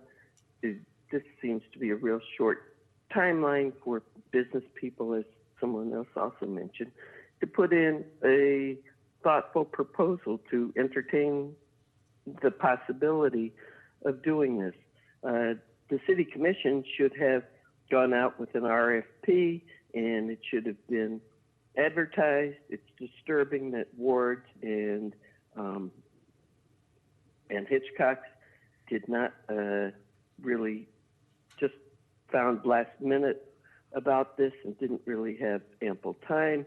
I am disturbed about what I've read in the paper that Hitchcock had approached the city a year and a half ago. And I've heard many of your comments on this, and it seems that many of the commissioners have given all the reasons why the brakes should be put on this, but they want to get a community store, and so let's move ahead. So I urge you to join the direction it sounds like that Commissioner Walker's going, perhaps Commissioner Johnson, and slow this process down and do it right and put out a real RFP where you dictate the terms that you want.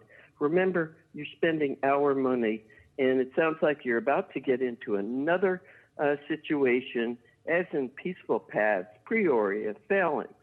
This is just going to be another giveaway of the citizens' money for a private entity. Commissioner Sacco said this is a private business and we can't tell them what to do.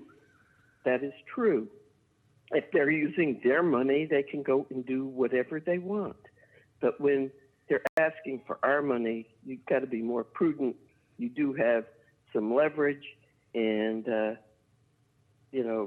please slow this process down, do it fairly, openly, above board, and you create the situation. It was very nice of Mr. Washington to come forward with the proposal, but that didn't give him ownership of it. Thank you, Joe. Goodbye. Bye-bye. Okay, we have one more caller just called in. Digits ending in 2623. Please introduce yourself, and you have 3 minutes. Yes, this is Faye Williams. Good evening. I'm calling in to say thank you to Desmond Walker, Dale Johnson. I'm really upset about the article in the Gainesville Sun. I don't understand how we can be ready to give money to a group or a firm that's not part of Velasquez County. I thought the tax money that we provide to the city to be spent and supported, being used to support our local businesses. So why would we want to vote to give $2.5 million to a group outside of Velasquez County? That makes no sense to me. I know that people in Porter's Quarters, I know that people in the Lake Road drive over to Hitchcock in Latte City. And they do that because they have the kind of food that black folks like to eat. It's real simple. And I'm not saying anything against the Latino community, but at this point, you're talking about a black neighborhood, so once again, we're being ignored. And you may end up voting for Mr. Washington's group, but to me, it's just another example of the lack of respect and community engagement. And I think, like other folks just encourage you, slow it down for a minute. Slow it down. Do a little bit more investigation. Get other people to speak. Because if you make this mistake, you're going to have the same problem you had with GRU. The same problem. Because it's always about money. So I'm encouraging you to just slow it down. Listen to what Commissioner Walker is saying. And you don't have to rush it. Saco, you can say it's a private group, but it's a private group getting taxpayers' money. And the other thing, your disrespect, trust me, we're coming to meet with you because we're tired of it. And I'm going back to say, go back to community engagement before y'all make any kind of decision. Ann Wolf wrote just on point book. And I doubt if most of you have even read it because you continue to do the same thing over and over and over. I've read it twice. Wish I had more so I could put it out into the community. But just listen to people. Listen, learn, speak, and then act. All right, Ms. Don't Williams. do it the other way. Act before you listen to people. And thank you so much, Desmond Walker, for standing up and being real. Ms. I appreciate Williams, that. that's 3 minutes. Thank you. We appreciate your comments. We have another caller come in, digits ending in 7850. Please introduce yourself, and you have 3 minutes. Thank you. I'm Juanita Miles Hamilton, and I am not in support of having any other business other than a local company or business provide services. And we have one that's willing in the name of Hitchcock. And I think that we need to support our local businesses before we bring in outside businesses out of Gainesville and be supportive of those folk. We need to support our local businesses, and that's all I have to say. And we need more community involvement in this process. And I feel that we need more. Thank you, and have a good day. Thank you, Ms. Miles Hamilton. Mr. Mayor, that is the last of our callers. Okay, thank you, Adam. We'll turn back to the chamber for anybody that didn't get to speak the first time. Mr. Gomez. Thank you, Mr. Mayor. Armando Grundy Gomez. So I listened to a lot of the comments that were up here, some disconcerting. I heard Commissioner Duncan Walker, I heard Commissioner Johnson, and I heard one of the colleagues say that they talked to a lot of folks in our community. Commissioner Duncan Walker, that's interesting because I know Commissioner Johnson, those same folks don't seem to talk to people that look like us. And we have at-large commissioners, Mr. Mayor, they don't seem to talk to us. So this is another example of putting something in a black space, but not talking to black people. You want to do what's great. On the surface, it sounds great. But the process of rushing this, Mr. Mayor, one of your colleagues last week said, I wonder how things come to us. That's a great question for us to start unwinding. If you're going to ask for $3.3 million or over $3 million, and you're going to do that, you need to have slides that are grammatically correct. How are you going to be a professional coming here, asking for money, and your slides look done like they're done by a kindergartner? That's not how we do business. What are we talking about? We don't know. We have a business plan that's sort of, kind of, but I can't answer benchmarks. You turn down, Mr. Mayor, to your chief administrator. I kind of get an answer, but I don't. Maybe, possibly. Yeah, places have failed. How is it that we're going to say what one group we talked to? So I'm Afro-Latino, so for those who say I'm anti-Latino, we could play this game too. I'm not going to play that game, Mr. Mayor. But it's interesting, we talk about some groups and ethnicities that matter, but it seems like the people that really don't matter, Mr. Mayor, and it's a constant theme with you all. And I just don't understand that gravitas. Help me understand the veracity of how you come to that conclusion. We don't want a guiding North Star. We don't want a process.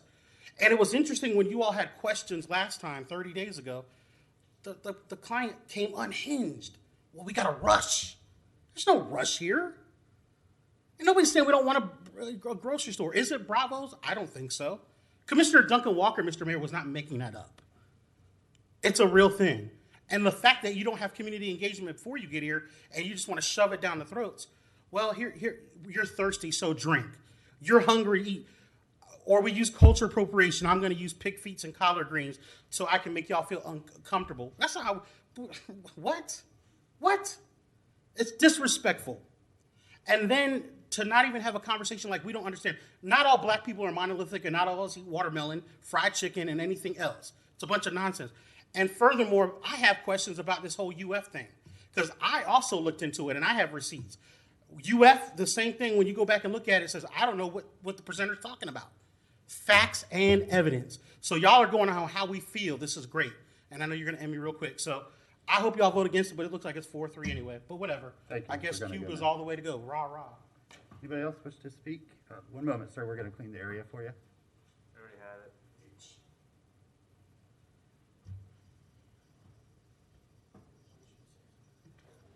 My name's Cesar Evans, local artist. Yeah, one moment, please, sir. It's fine.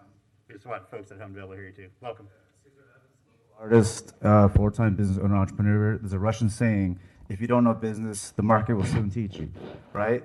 So not to sound with the attitude, but you have a couple businesses in town that already know how to hire, they already know what products work. And the thing is too, besides that, you gotta think of a business if it's not just an outpost for stuff like Walmart. There's nothing happening in Walmart except the change of hands. You take something like, I won't even name business, but you take other ones that they contract local farmers and they take those goods in, now you're creating a system. That's all. Thank you. Anybody else in chambers wish to speak? Okay, before we move to a vote, Mr. Feldman? Mayor, I did want to address the issue about Hitchcock's. Sure. Because I think there's been some statements that I'm not sure are completely accurate. So I arrived here in November of 19. I started making calls cold to Hitchcock's about locating a grocery as early as January of 2020. Never got a call back.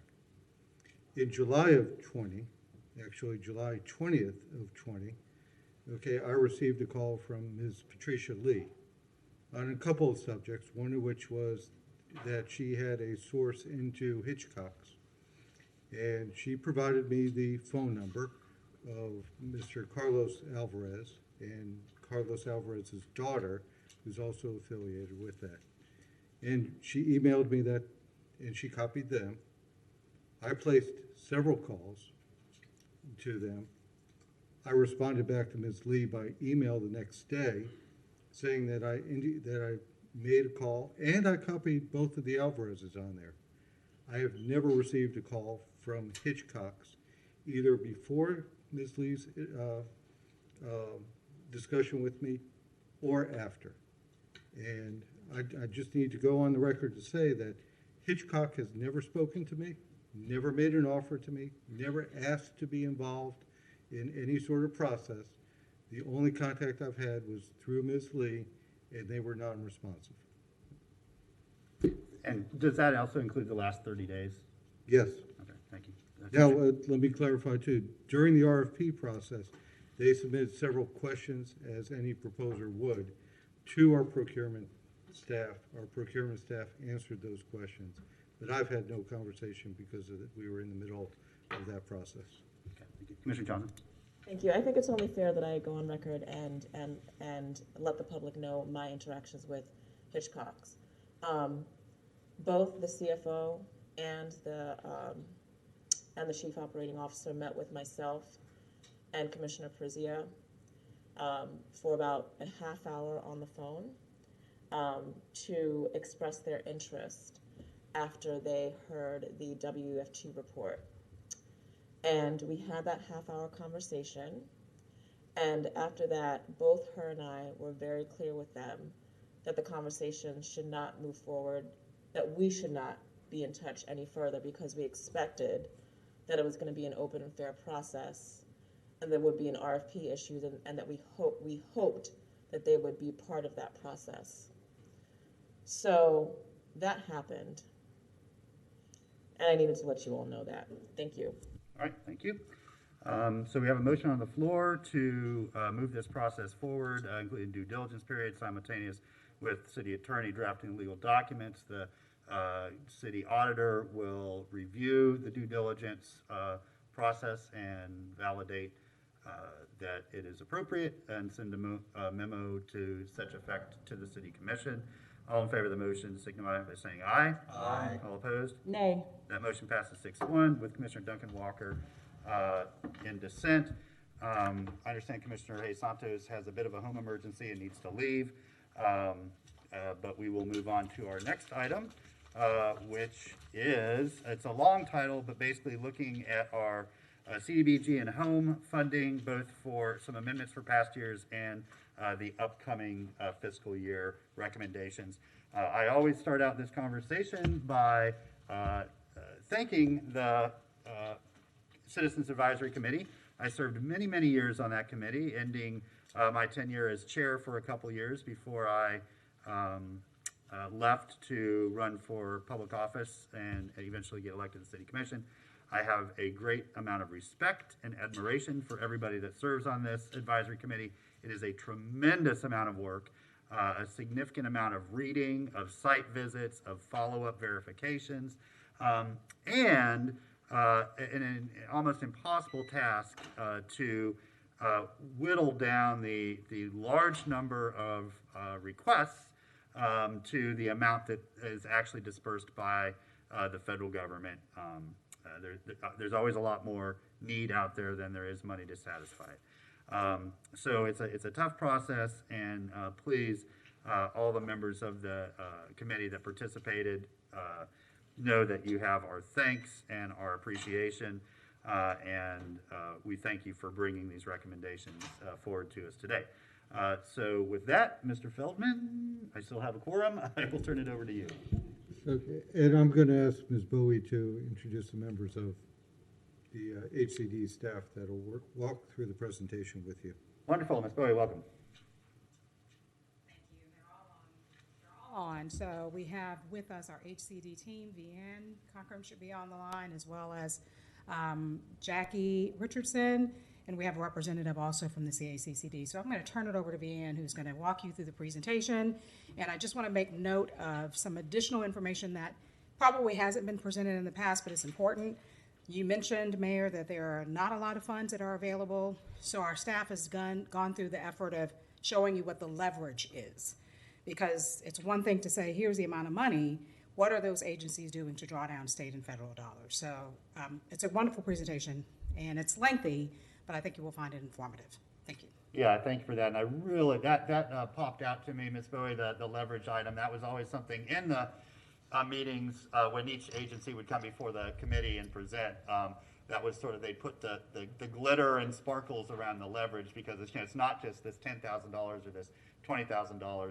It's really $800,000. That's right. That will come to the community if you approve this. So Right. I love that addition. Let's try to Keep that going. as- yeah. Yes, absolutely. Yep, thank you. Vianne, you have the floor. If you can hear us, hopefully we won't have any connection issues. Thank you.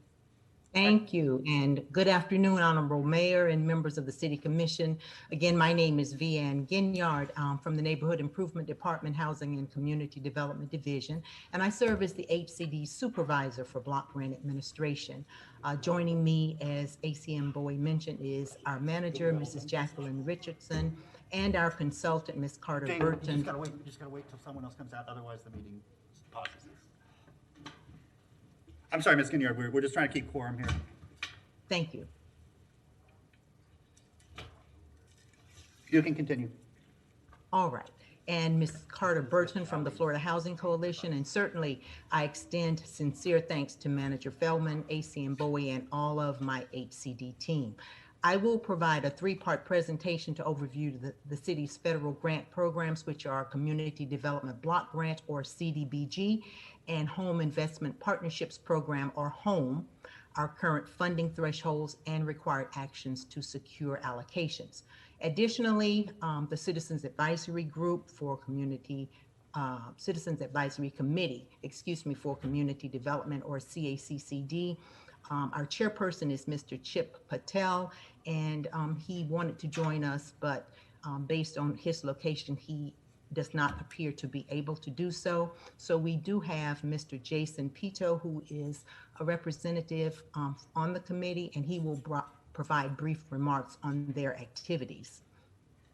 I will then return with our recommendation for assistance from the commission. So I'm going to begin by sharing my screen, which will begin our PowerPoint presentation.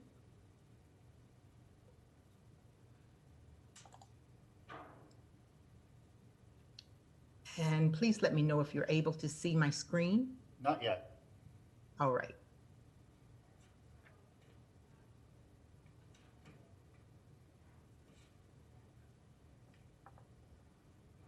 Still no. All right, give me just a moment.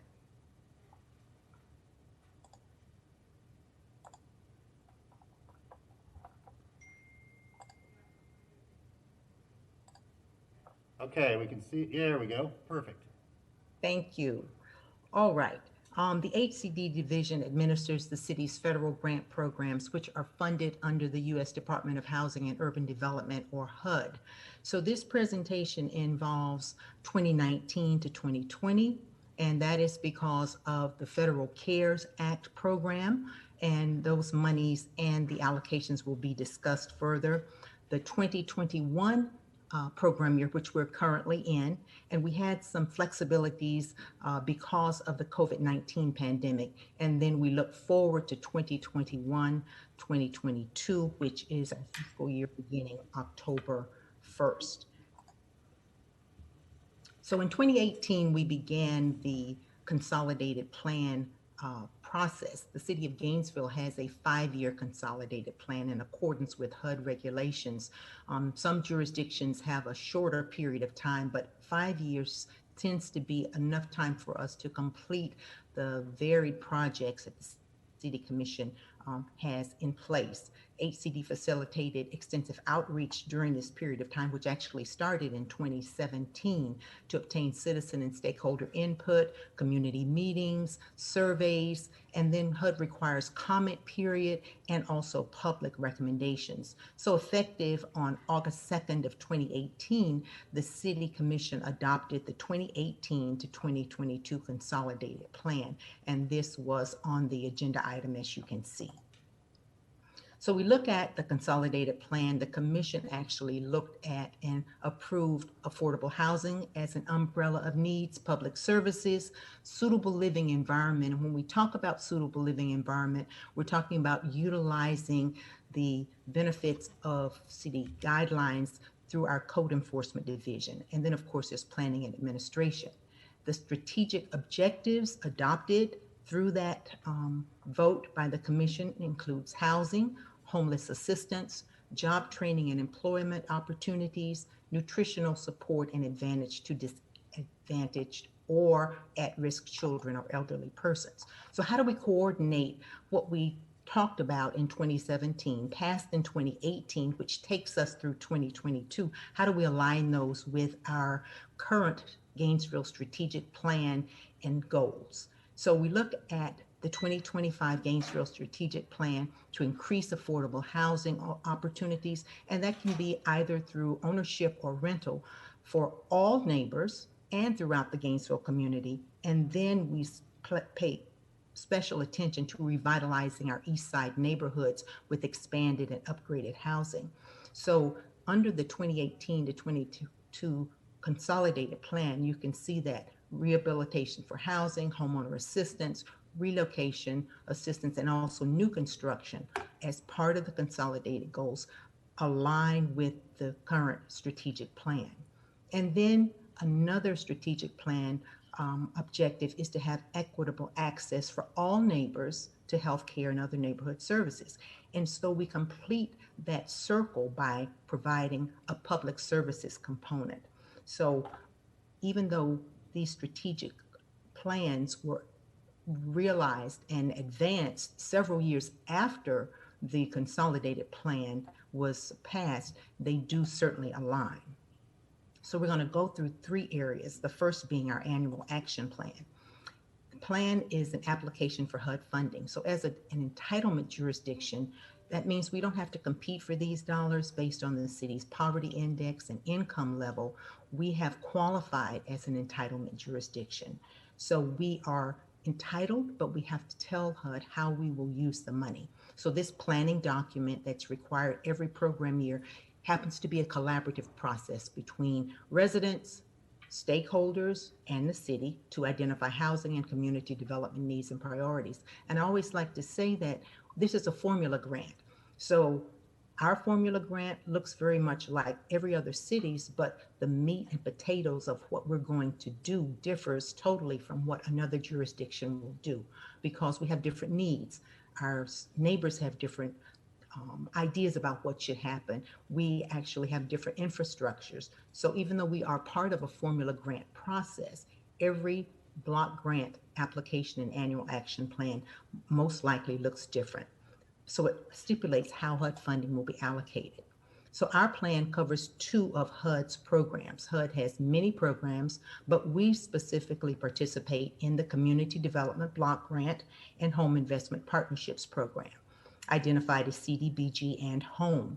So this annual allocation that we receive from both funding sources from HUD are to be used for housing and community development efforts. And the funds must be used to primarily benefit low and moderate income persons. So HUD says LMI, low moderate income. We are more driven to really identify and assist the extremely low, very low, and low income residents. So you can see that we can specify what we do and how we use those dollars by aligning our goals to what HUD will allow. So Community Development Block Grant Program is normally used for community revitalization purposes. Such activities as housing, rehabilitation, public facilities, infrastructure, public services, and economic development. So you have several eligible activities. Some jurisdictions don't highlight public services. They use it strictly for public facilities, which have overall community benefit, and for infrastructure. The city of Gainesville utilizes housing rehabilitation and public services and some alignment for economic development opportunities. Home Investment Partnerships Programs, or HOME, is exclusively used to create or preserve affordable housing for low-income households. So we can look at homeownership assistance, rehabilitation of housing, and construction of new affordable housing. So this annual action plan process incorporates neighbor participation and consultation. You might hear HUD say citizen participation. Well, in Gainesville, we align what we do from a neighbor perspective. So we have to determine our needs, then we prioritize our needs. So all of this encompasses all of us being involved in dialogue, taking surveys, talking, and seeing what is most needed in our area. So we determine needs based on dialogue and participation. And out of all of those needs, there must be some prioritization. So the City Commission has in 2017 prioritized those needs, and then we allocate resources. Once resources are allocated, then we must set goals, then administer the program, and then we have to evaluate our performance. And that evaluation process happens every year. It's called the Consolidated Annual Performance and Evaluation Report, or the CAPER. And this tells HUD how we've taken the money, how we've utilized it, and at least 70% of the monies that are utilized must benefit low and moderate income persons. So as you can see, this 3 to 5 year consolidated plan, every 1 year, we tell HUD how we're going to use the money. They say, very good, I appreciate that. Here's the money. We use these monies from a reimbursement process. The city guarantees that they have the ability to spend the money, and based on the reports that are submitted, then HUD reimburses the city for all of the programs that the city has participated in. So it provides an outline of annual expected resources, what are our goals and objectives, what are the actual projects that we're going to look at, and then some other planned actions such as lead-based paint strategy, anti-poverty strategy, and also how do we mitigate barriers to affordable housing. Second component, a very important component, is neighbor participation. Now, just to kind of set the stage, we have to remember that we are just coming off of, somewhat still in the midst of a pandemic. The coronavirus pandemic caused HUD to realize that local governments would be operating under extenuating circumstances. So they provided us several flexibilities, which are virtual hearings to expedite the process in order to get the CARES Act or COVID-19 money into the city for utilization. And then they extended deadlines to apply for assistance. So for the 2019 to 2020 amended action plan, which provides the CARES Act dollars, for the 20 to 21 normal annual action plan, and also for the 21 to 22 annual action plan. All of these have been extended until August 16th of this year. So Housing and Community Development, or HCD, conducted outreach efforts in accordance with the normal regulations and also the flexibilities and the waivers by having stakeholder meetings. We talked with community builders, we talked with neighborhoods, we talked with social service agencies, we also talked with landlords. How can we assist with making sure that public services, that the things that we're looking to do, such as housing rehabilitation, assistance to at-risk youth, assistance to seniors, how can that take place most efficiently and effectively? The Citizens Advisory Committee for Community Development, and thank you, Mayor, for letting everyone know how diligent this committee is, because many meetings, listening to many presentations, being very thoughtful about how to best spend the money. All of this is very important. And then HUD requires a public comment period. So what is that? That means we advertise electronically, we advertise in the newspaper that we have certain documents and certain notices of funding availability that we would like you to comment on. So it's out there for you to review, and if you do have comments, all of those comments have always been accepted. And then of course there is the public hearing process, where very much like a city commission meeting, citizens can get up and speak to certain topics. We make every effort to encourage participation to the target area and the target market, or the neighbors, the low and moderate income persons, residents of neglected areas, minorities, non-English speaking persons, persons with disabilities. So although the CDBG area includes the totality of the city of Gainesville, what we try to drive home is that we are very much interested in the services and the rehabilitative efforts to assist those areas that might have been marginalized just due to historic and also economic disparities.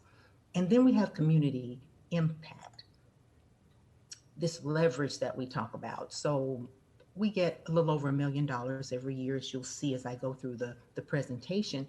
Sounds like a lot, but it doesn't go a long way. We must be able to leverage and get insight and confirmation from our public services components that once these monies are provided, that they're able to not only help some, but to leverage and do as much community benefit as possible. So we collaborate with other city departments, we collaborate with organizations to leverage these dollars for maximum community benefit. And then we often work with local capital or state resources, such as our SHIP program, which is housed under Housing and Community Development Division or the SHIP to carry out larger scale projects. So these dollars that we're going to be speaking about have been and will continue to be leveraged to construct affordable housing units, create homeownership opportunities, and provide services to residents. So we went back 2 years, program year 18. This screen that you're looking at is strictly the community development or the block grant. So the approved funding for public services and affordable housing projects just to outside agencies was a total of 240,000. With that 240,000, the agencies as a group leveraged $3,362,181. And so what we did, we go back and we look at not only the applications, because everyone wants more and needs more than what's available. So we made sure that the agency leverage matched what the agency funding level, the ratio was ideal. So we have, for example, Habitat for Humanity for CDBG, $10,000. With that, the agency leveraged $150,000. Let's take a look at public services. Let's look at Acorn Clinic, who provides dental services to our homeless neighbors. $10,000 of approved funding, they averaged $27,000. And so the list goes on and on. Some of the larger impacts, as you can see, would be our St. Francis House agency for Arbor House and emergency shelter, just by virtue of the number of residents, neighbors that come through and the number of different programs. They do have the ability to leverage higher dollar amounts. Also, elder care, they have numerous federal grants. So that $20,000 that we provided to them, they use that to leverage a large area of their services and then specifically work within a certain area or component within our city. Then we have our home program from 2018, Neighborhood Housing and Development Corporation, which is the city's only community housing development organization, or CHODO. So being that they are the only CHODO, this $91,961 is set aside specifically for them to acquire, rehabilitate, or construct new housing. And you can see that they had a particular leverage amount here.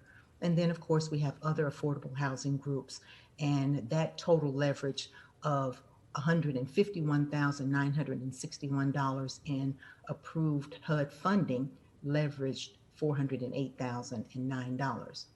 Then we go to program year 19, $235,000 in approved HUD funding, which includes public services and housing. We leveraged almost $3.4 million. And these are services, these are benefits of services needed associations and services to our Gainesville community. So the output that we provide as a city through the CACCD process, through the application process, goes a long way to benefit those neighbors that are in most need. And so I think that this is something that as a commission, as a city, and as a participating jurisdiction that we should be very, very proud of, because it's just not a give, but it is a true collaboration. For home for 2019, you can see by providing $139,521, $576,009 was leveraged by the agencies.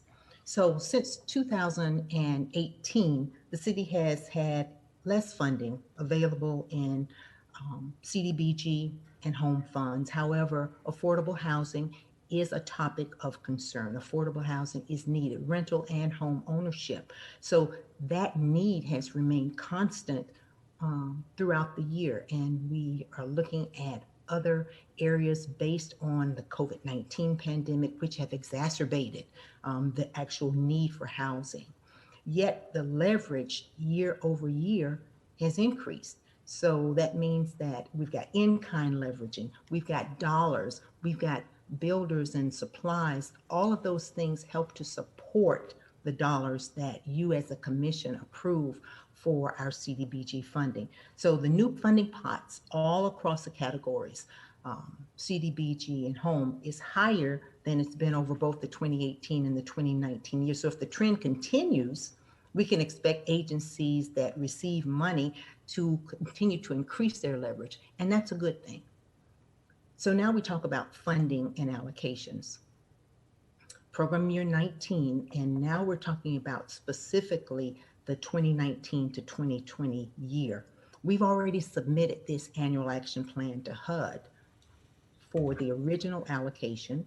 We submitted it last year for our first CARES Act money, this $800,608. These funds were used for GNV CARES about neighbors, and also were allocated for GNV CARES about businesses.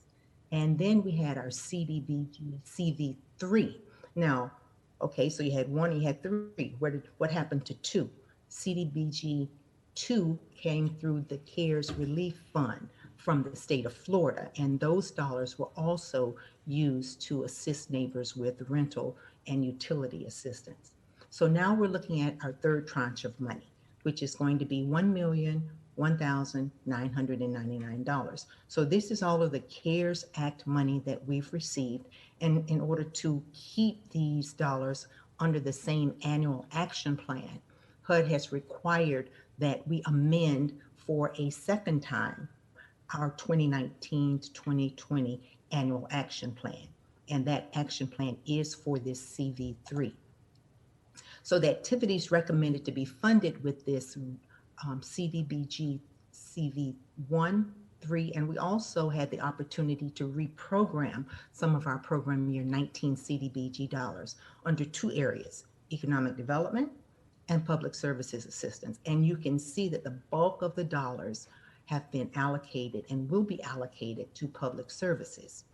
So under CDBG CV1, which was our GNV CARES program, $640,608 assisted over 400 neighbors. 600,000 of the anticipated CV3 monies will assist a little over 460 neighbors. And then, of course, under the full public services component, because we did reallocate some dollars, we anticipate that we will have a total of close to 1,800 people that will be assisted. Under economic development, we've set aside $125,000, and we expect that 12 jobs will be created and retained. So what do I mean when I say created or retained? For every $10,000 of money that HUD sets aside and is used for economic development, a full-time job or its equivalent must be created or retained for a very low or moderate income person. Our 2021 resources, which is the year that we're currently in, we've received documentation for all of these allocations that I'm speaking to you about. Home monies have been set up for $577,480. CDBG, $1,360,753. So historically, the bulk of our money comes to us in CDBG, where we can revitalize the entire community. Home dollars, because those dollars are not as widespread, that allocation is always somewhat less, but it's specifically designed for home ownership capability. And then we talk about the city's housing programs, housing and community development, the internal activities that we as a division work on. And we specifically work in housing rehabilitation.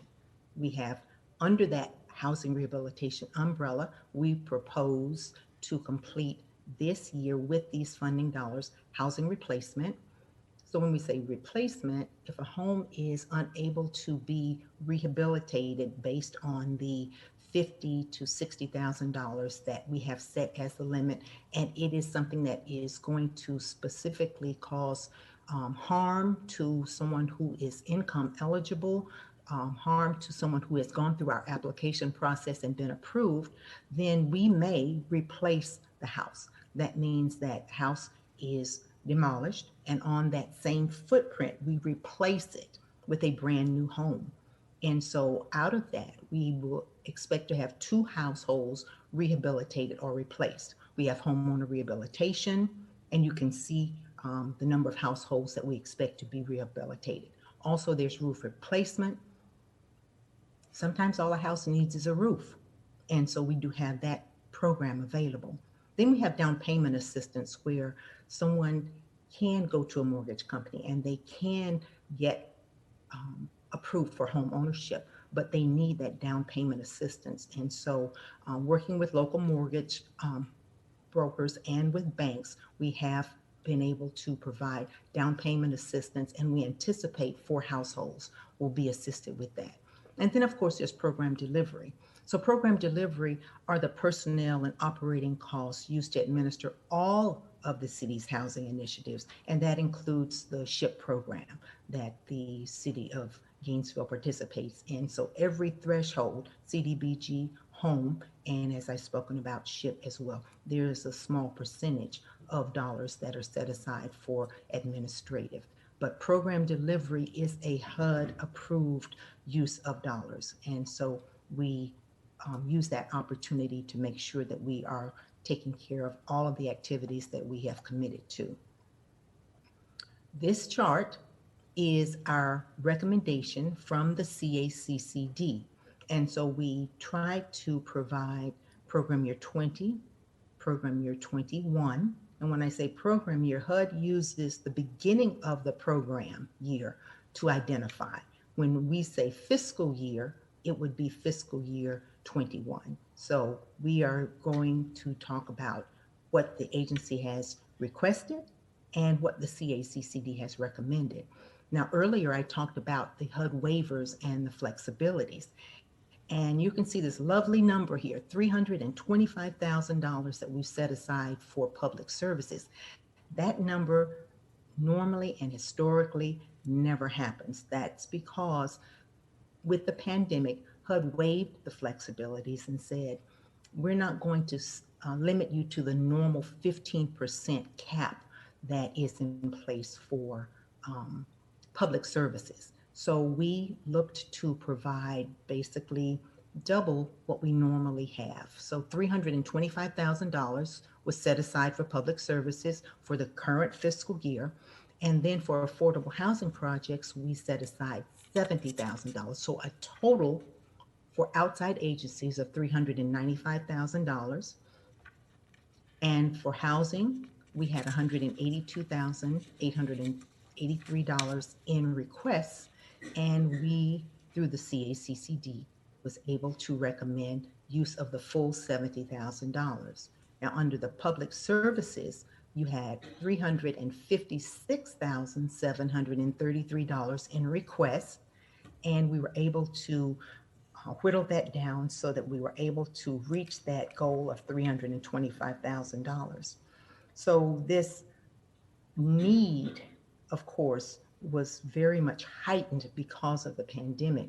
But because of HUD's waivers and flexibilities, we basically were able to provide everyone who applied and who presented and who answered those questions about their program and who the beneficiaries would be and why do you need the CDBG dollars, and if you don't get the CDBG dollars, how will you continue to operate? These were the thoughtful questions that the CACCD members asked all of the presenters, and so they came through with the recommendations. Then we have our home program for the same period of time. In HDC, again, is the CHODO. And so they are basically authorized to receive the full $86,622. So you might question, well, if you didn't have a CHOTA, what would happen with the money? The money would just go back to HUD because it cannot be used for any other purpose as home dollars other than CHOTA because it is reserved strictly for them. And then, of course, we have our affordable housing projects. We basically had almost double in requests what we were able to set aside, which was $85,000. And this is for fiscal year 2021. So when we look at the upcoming year, the year that starts October 1, $1,321,465 is a CDBG allocation. HUD has authorized that. The home dollars, a little less than $545,000. Again, as you can see, we've already worked to try to identify how we expect these dollars to be used for city-funded housing programs, housing replacement, homeowner rehabilitation, roof replacement, down payment assistance, and then again, program delivery. And then, of course, you can see the public services component has now gone back down to the normal 15% cap, $198,200. But as usual, the requests and the need far outweigh what the committee has authorization to approve. So under affordable housing projects, we had over twice the amount of requests that we could approve, but we did find a way to come through with $100,000 in recommendations. And then, of course, for public services, again, as a continuation of the need for services coming from the pandemic, we had almost $420,000 in requests, and the committee was able to narrow that down to what was allowed, which was $198,200. And we thank you for recognizing the need for cold weather shelter for our homeless neighbors. Each year, out of whatever the allocation is, the City Commission has set aside $25,000, and that is used historically between November and March during the coldest time. But even though it's called cold weather shelter, it's not just for cold weather. It's for any kind of inclement or emergency weather situation where our homeless neighbors would need to be sheltered. So again, we say thank you. And then for our home program, $81,476 for the CHODO. And then under affordable housing projects, $100,000, and we were able to utilize the $75,000 as a recommendation. And so I would like to have Mr. Jason Pito, who is a member of our Citizens Advisory Committee for Community Development, briefly speak to this process and just give you some indication of what the committee has as its commitment, and then I'll come back to finish up with our recommendation request. Thank you. Thank you, Ms. Gilliard, and Mr. Pito, thank you for all of your work. Please extend our thanks to the rest of the committee and appreciate you being with us today. Absolutely. Thank you for being here and having me here as well. So the process that we took to analyze and assess all the needs and requests for funding was interview through presentation formats to understand the needs of each organization, to understand the impact that they would have in the community of Gainesville, as well as the number of individuals that would be benefited from the funding, to try and come up with ways that we felt would help us prioritize the funding, yet still trying to make an impact across all of Gainesville. So we look at numbers of benefited lives. We would look at what type of programs or initiatives or benefits would be applied, whether it be for house repairs or for providing, let's say, supervision for youth groups, or just to have the opportunity to host youth groups in certain areas of Gainesville. We took all those into considerations and came across the consensus that we were trying to find distinct organizations that did not overlap, that we're not having competing resources to try and maximize the funding as much as possible for Gainesville for the last 2 years.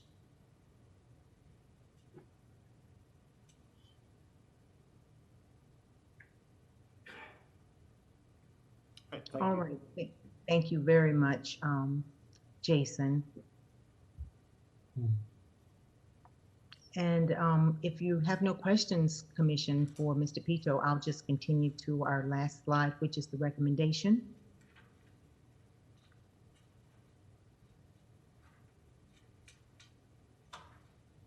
Please do, yes. Thank you.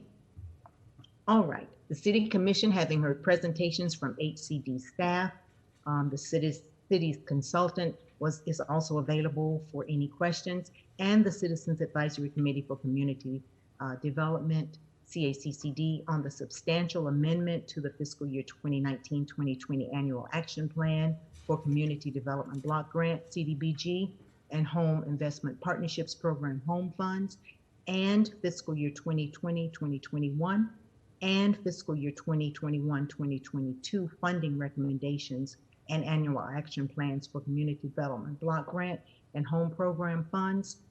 Request approval and adoption of the amended fiscal year 2019-2020 annual action plan, the fiscal year 2020-21 annual action plan, and the fiscal year 21-22 annual action plan for the CDBG and home programs.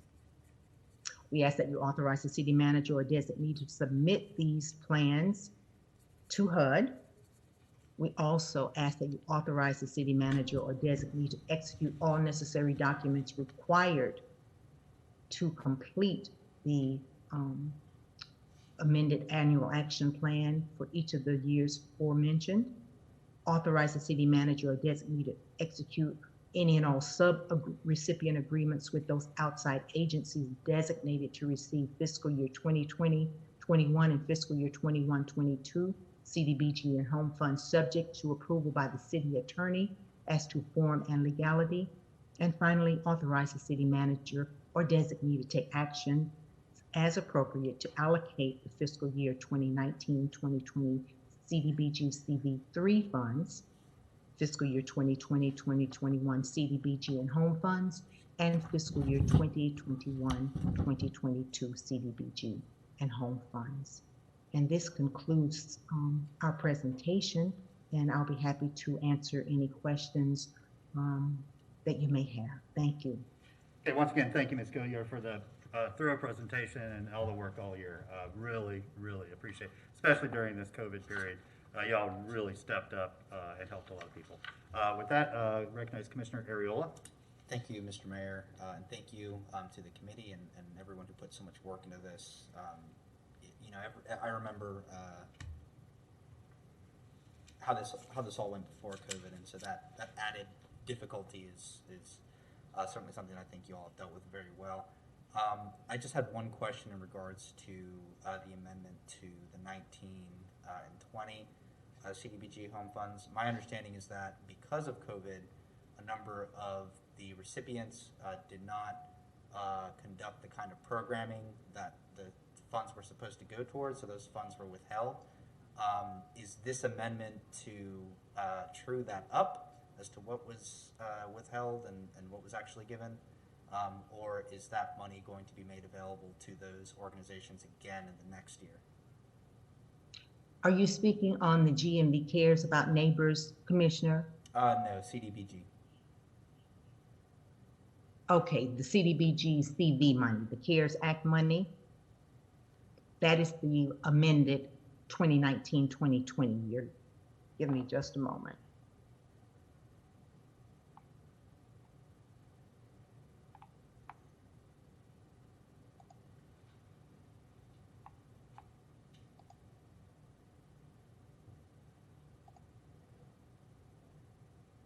Is this the money you're speaking of? Yeah, I was asking in terms of why the adjustment was made and whether or not the adjustment reflects the unused funds that were not distributed because those recipients weren't going to conduct the exact type of programming that they applied for because of the COVID-19 pandemic. So my question is, are those, because these funds are being trued up, are they still available to those recipients? Those funds once they are trued up, those funds will be set aside strictly for COVID-related activities, and the anticipation is that we will continue with working to provide rental and utility assistance as required. So those programs will continue. We'll just have to make sure that we have the right model in place. But it will continue for the extremely, very, and low income family. Yes. All right, I don't think we're talking about the same pot of money then. I'm not talking about the COVID relief or the CARES Act funding specifically for COVID relief. I'm talking about the annual CDBG block grants that we receive every year. Yes. Yeah, maybe if I could just Sure, go ahead. try rephrasing the question. I think I know what Commissioner Ola is referring to. When we set up GNV Cares, we used some CDBG funds that couldn't be spent because of the pandemic going on. I think Commissioner Ariola wants to know where we took the money from those agencies. Will they be made whole in this coming amendment or in the future to replace the dollars that we used for GNV Cares? Is that That's accurate. okay? Okay, thank you. And I may need to defer to our manager, Ms. Richardson, who I know is on the call. I know there was a total of $19,000 that was taken from the agencies in order to support the GNV Cares initiative. So, Ms. Richardson, would you speak to that, please? Yes, thank you, Ms. Gagnon. Good afternoon, Mayor and members of the Commission. Jacqueline Richardson, Office of Housing and Community Development. At the time of the COVID-19 pandemic, and to address the needs of our neighbors at that time, I would say approximately $420,000 of the program year 19 CDBG funds were reallocated to the GNV Cares About Neighbors and Businesses programs. So those funds will not be returned to those agencies. We will continue, as Ms. Ginyard mentioned, to address the needs of the neighbors through housing assistance. So we will not be able to provide any additional funds to those agencies from the program year 19 funding. Thank you. That answers my question, but it's not what I wanted to hear. Specifically, let me clarify, the city did not reallocate funds from any of the public services agencies. We reallocated about 17,000 of the funds from the housing programs for the outside agencies because of the safety protocols and because of the stay-at-home orders. Those agencies basically had to shut their programs down and could not utilize the funds. So that $17,000 was reallocated from those agencies, which is about, I think, 4 agencies in total. And those funds were then reallocated to the GNV Cares About Neighbors programs. Additionally, the city reallocated about $325,000, I believe, of funding from the city's housing rehabilitation program and house replacement programs. So that is where the $420,000 were identified and then reallocated to GNV Cares. Okay. The reason why I asked this question is because the CARES Act is very specific in where that funding was coming from and where it's supposed to go towards. And I feel like the CDBG block grant is also that way. And so for us to unilaterally decide not to make whole these organizations which went through the same pandemic that we did and are not sort of guaranteed the CARES Act funding, even though they could benefit from it just as well as the government can. That really bothers me that we're not going to be looking to reimburse that to the tune of the $420,000. I have no problem with how every year I voted to approve these funds because I don't have any objection to how we set up who receives funding. I think the process that we have set up to decide how these monies get allocated is good. But it sounds like in our rush to deliver the GNV Cares program, we failed to determine how and if we were going to make those funds available again to the people who did not receive them. And to me, that's problematic, and I think we ought to fix that. So I was going to motion to take the recommendations, but I can't support it unless we do that. Thank you. Okay, thank you. And either Ms. Gilliard or Ms. Richardson, correct me if my recollection is faulty here, but for all of these funds, they can only be distributed as a reimbursement for services delivered, correct? That is correct. So Yes, we're not legally allowed, we can't make them whole because they didn't perform the service that was approved. And so we're not allowed by HUD to do that. Let's just take a project this year. Let's say, I don't know, Acorn Clinic applies for money and says they're going to spend it on X service. If they don't end up delivering that service and we go through a verification process, then we don't give them that money. We can't give them that money because it violates HUD guidelines, and then the money goes back to HUD. And so what I'm hearing from Ms. Gilliard and Ms. Richardson specifically is that there were certain allocations made in the previous year for activities. Those activities could not and did not get performed because those agencies shut down. And so we had a choice, either redesignate those funds to help some people through the GNV CARES, or allow that money to go back to HUD. And we chose to reallocate them. So I get the sentiment of what you would have liked to have seen, which was keeping these agencies' money coming in because they're all operating on a bare margin. But we didn't have the authority to do that. So I don't know if that helps or not, Commissioner, but that's sort of the nature of and let me make sure that we are talking the same thing. Ms. Richardson, please correct me if I'm wrong. So if we talk about $430,000, we are only speaking of approximately 17,000 of that were taken from the public, quote, public services component, but not truly public services, just those that provided housing, for example, Center for Independent Living, Habitat for Humanity, those housing related actions, not public services such as that provide services like to the homeless population or at-risk youth. None of those were targeted, or no funds were taken from that. And the bulk of the money actually came from the city of Gainesville's housing programs, those rehab programs that we talked about. So because of the mandate, we were not able to continue those activities. So that is the money, and I wanted to make sure that everyone is clear that that 400,000 was not taken from public service. Commissioner? Thank you. Do you mind? Thank you. That is very helpful because and to your point, Mr. Mayor, I see exactly the argument that you're making, and the only thing I would say is that agencies have contended with the assertion that they did not do those programs. Like I said, it was a unilateral decision by the city without consulting those agencies. And so the housing in particular, so the housing agencies, they actually got more calls.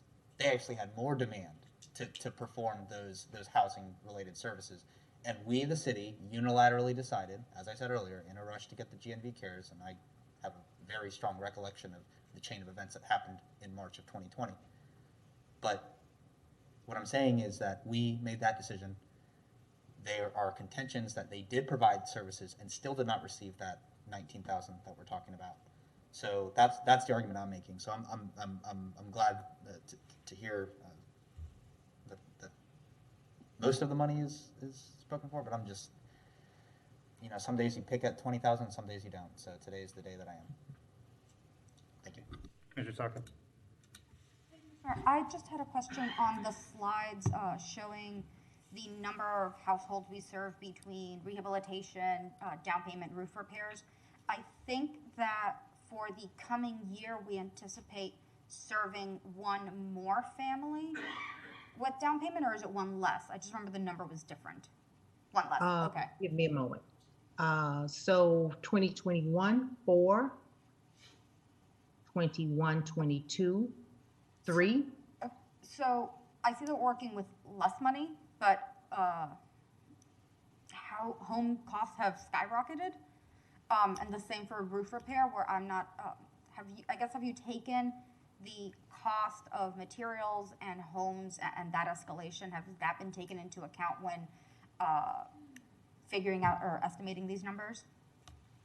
Well, these numbers come from looking at the applications that we currently have on file for services, and then projecting what we think may happen.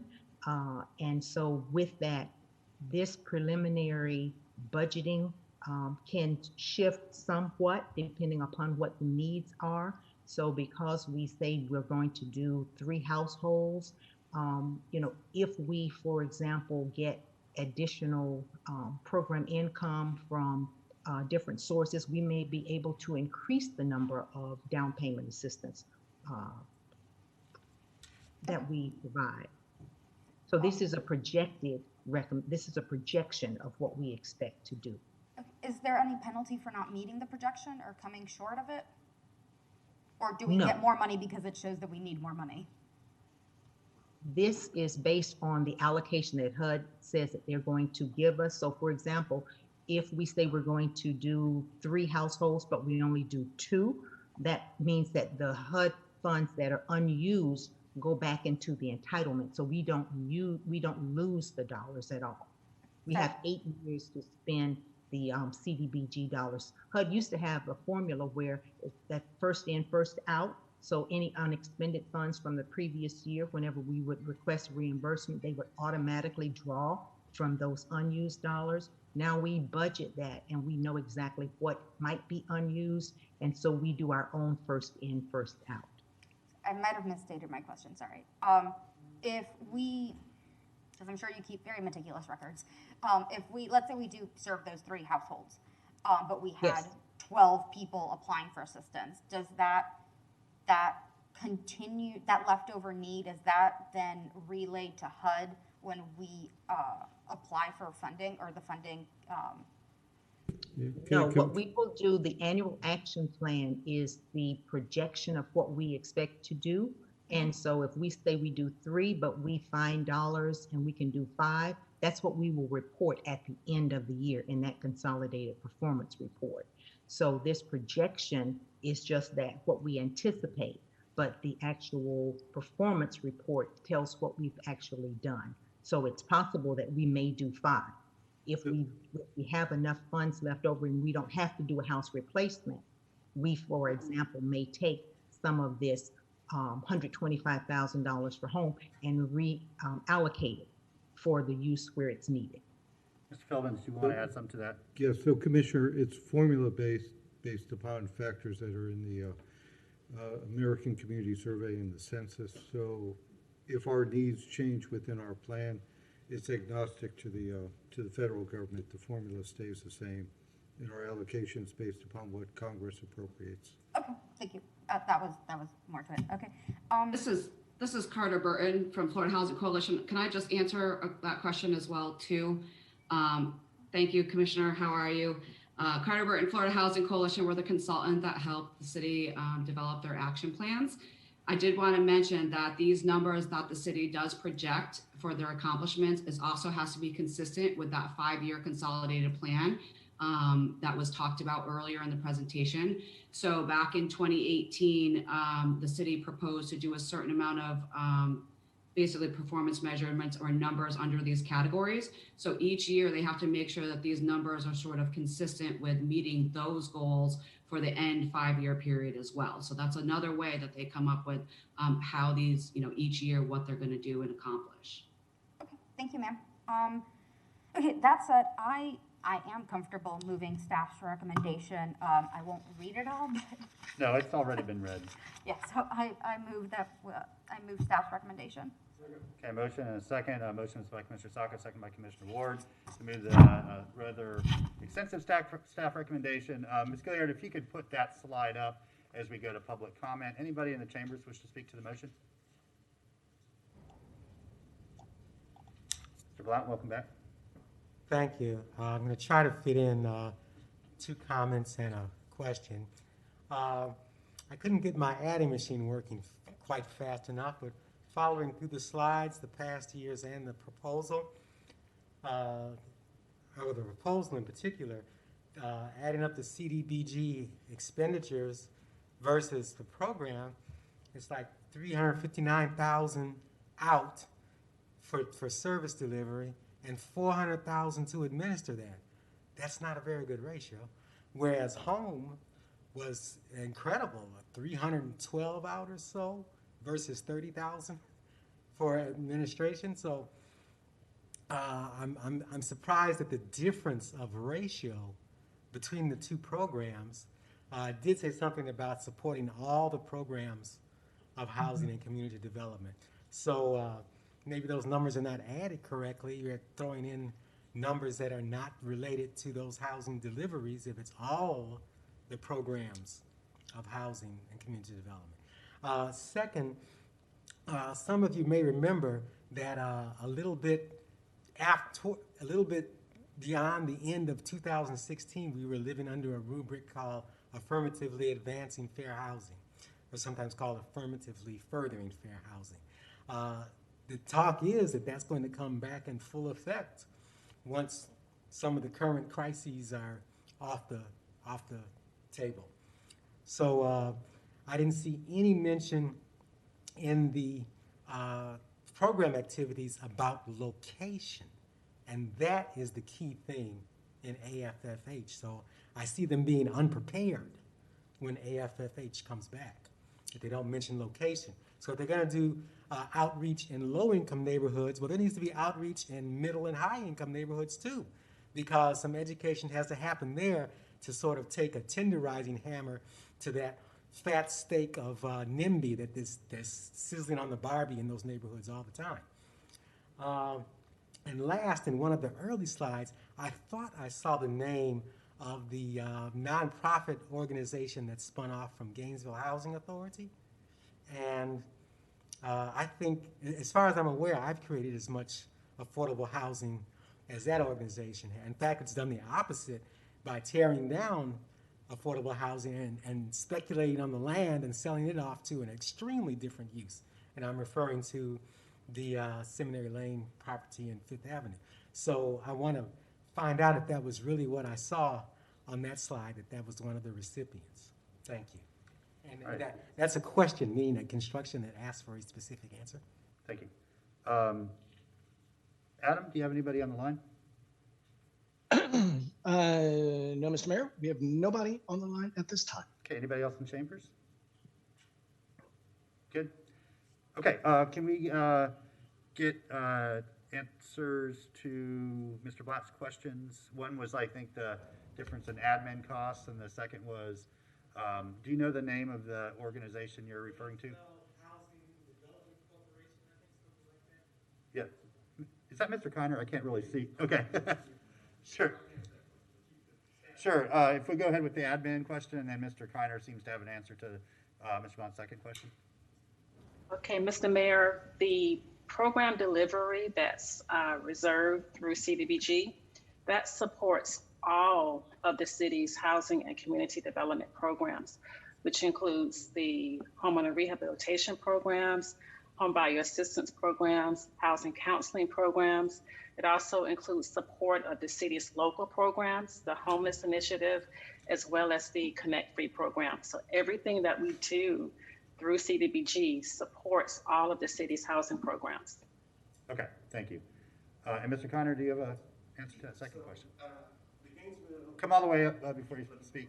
Malcolm Kiner, Gainesville Housing Authority. I'm also here with GHDMC. So GHDMC is the nonprofit started specifically by the Gainesville Housing Authority. So the Gainesville Housing Authority Board is also the board of GHDMC. As it relates to the affordable housing that we have created, we actually, the project that we applied for and possibly will be receiving funding for is a TRIO project. We completed 3 modular units in North Lincoln Heights. We'll be sending out an invitation for a ribbon cutting coming up soon. And on August 11th, we also will be having a ribbon cutting for a duplex project that we're building in Southwest Gainesville. So we are active and working in that vein. Okay, thank you. All right, so we have a motion on the floor. All in favor of the motion, say aye. All opposed? Motion passes 5-1 with Hey Santos absent and Ariel in dissent. Up next, we have general public comment. Anybody wish to speak to general public comment? Come on down. Just introduce yourself. You have 3 minutes.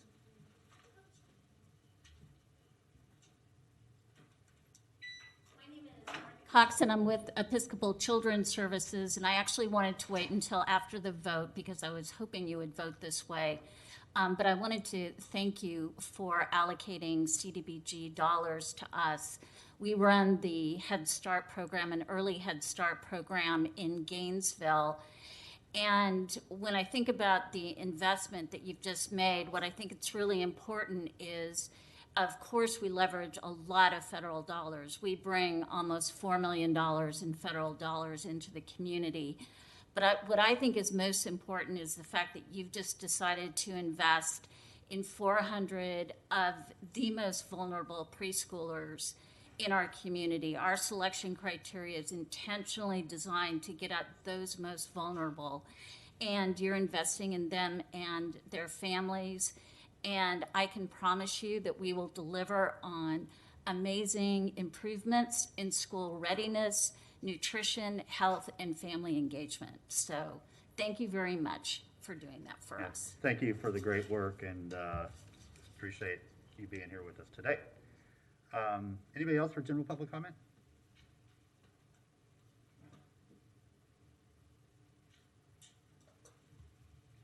Mr. Randy Gomez. Thank you, Mr. Mayor.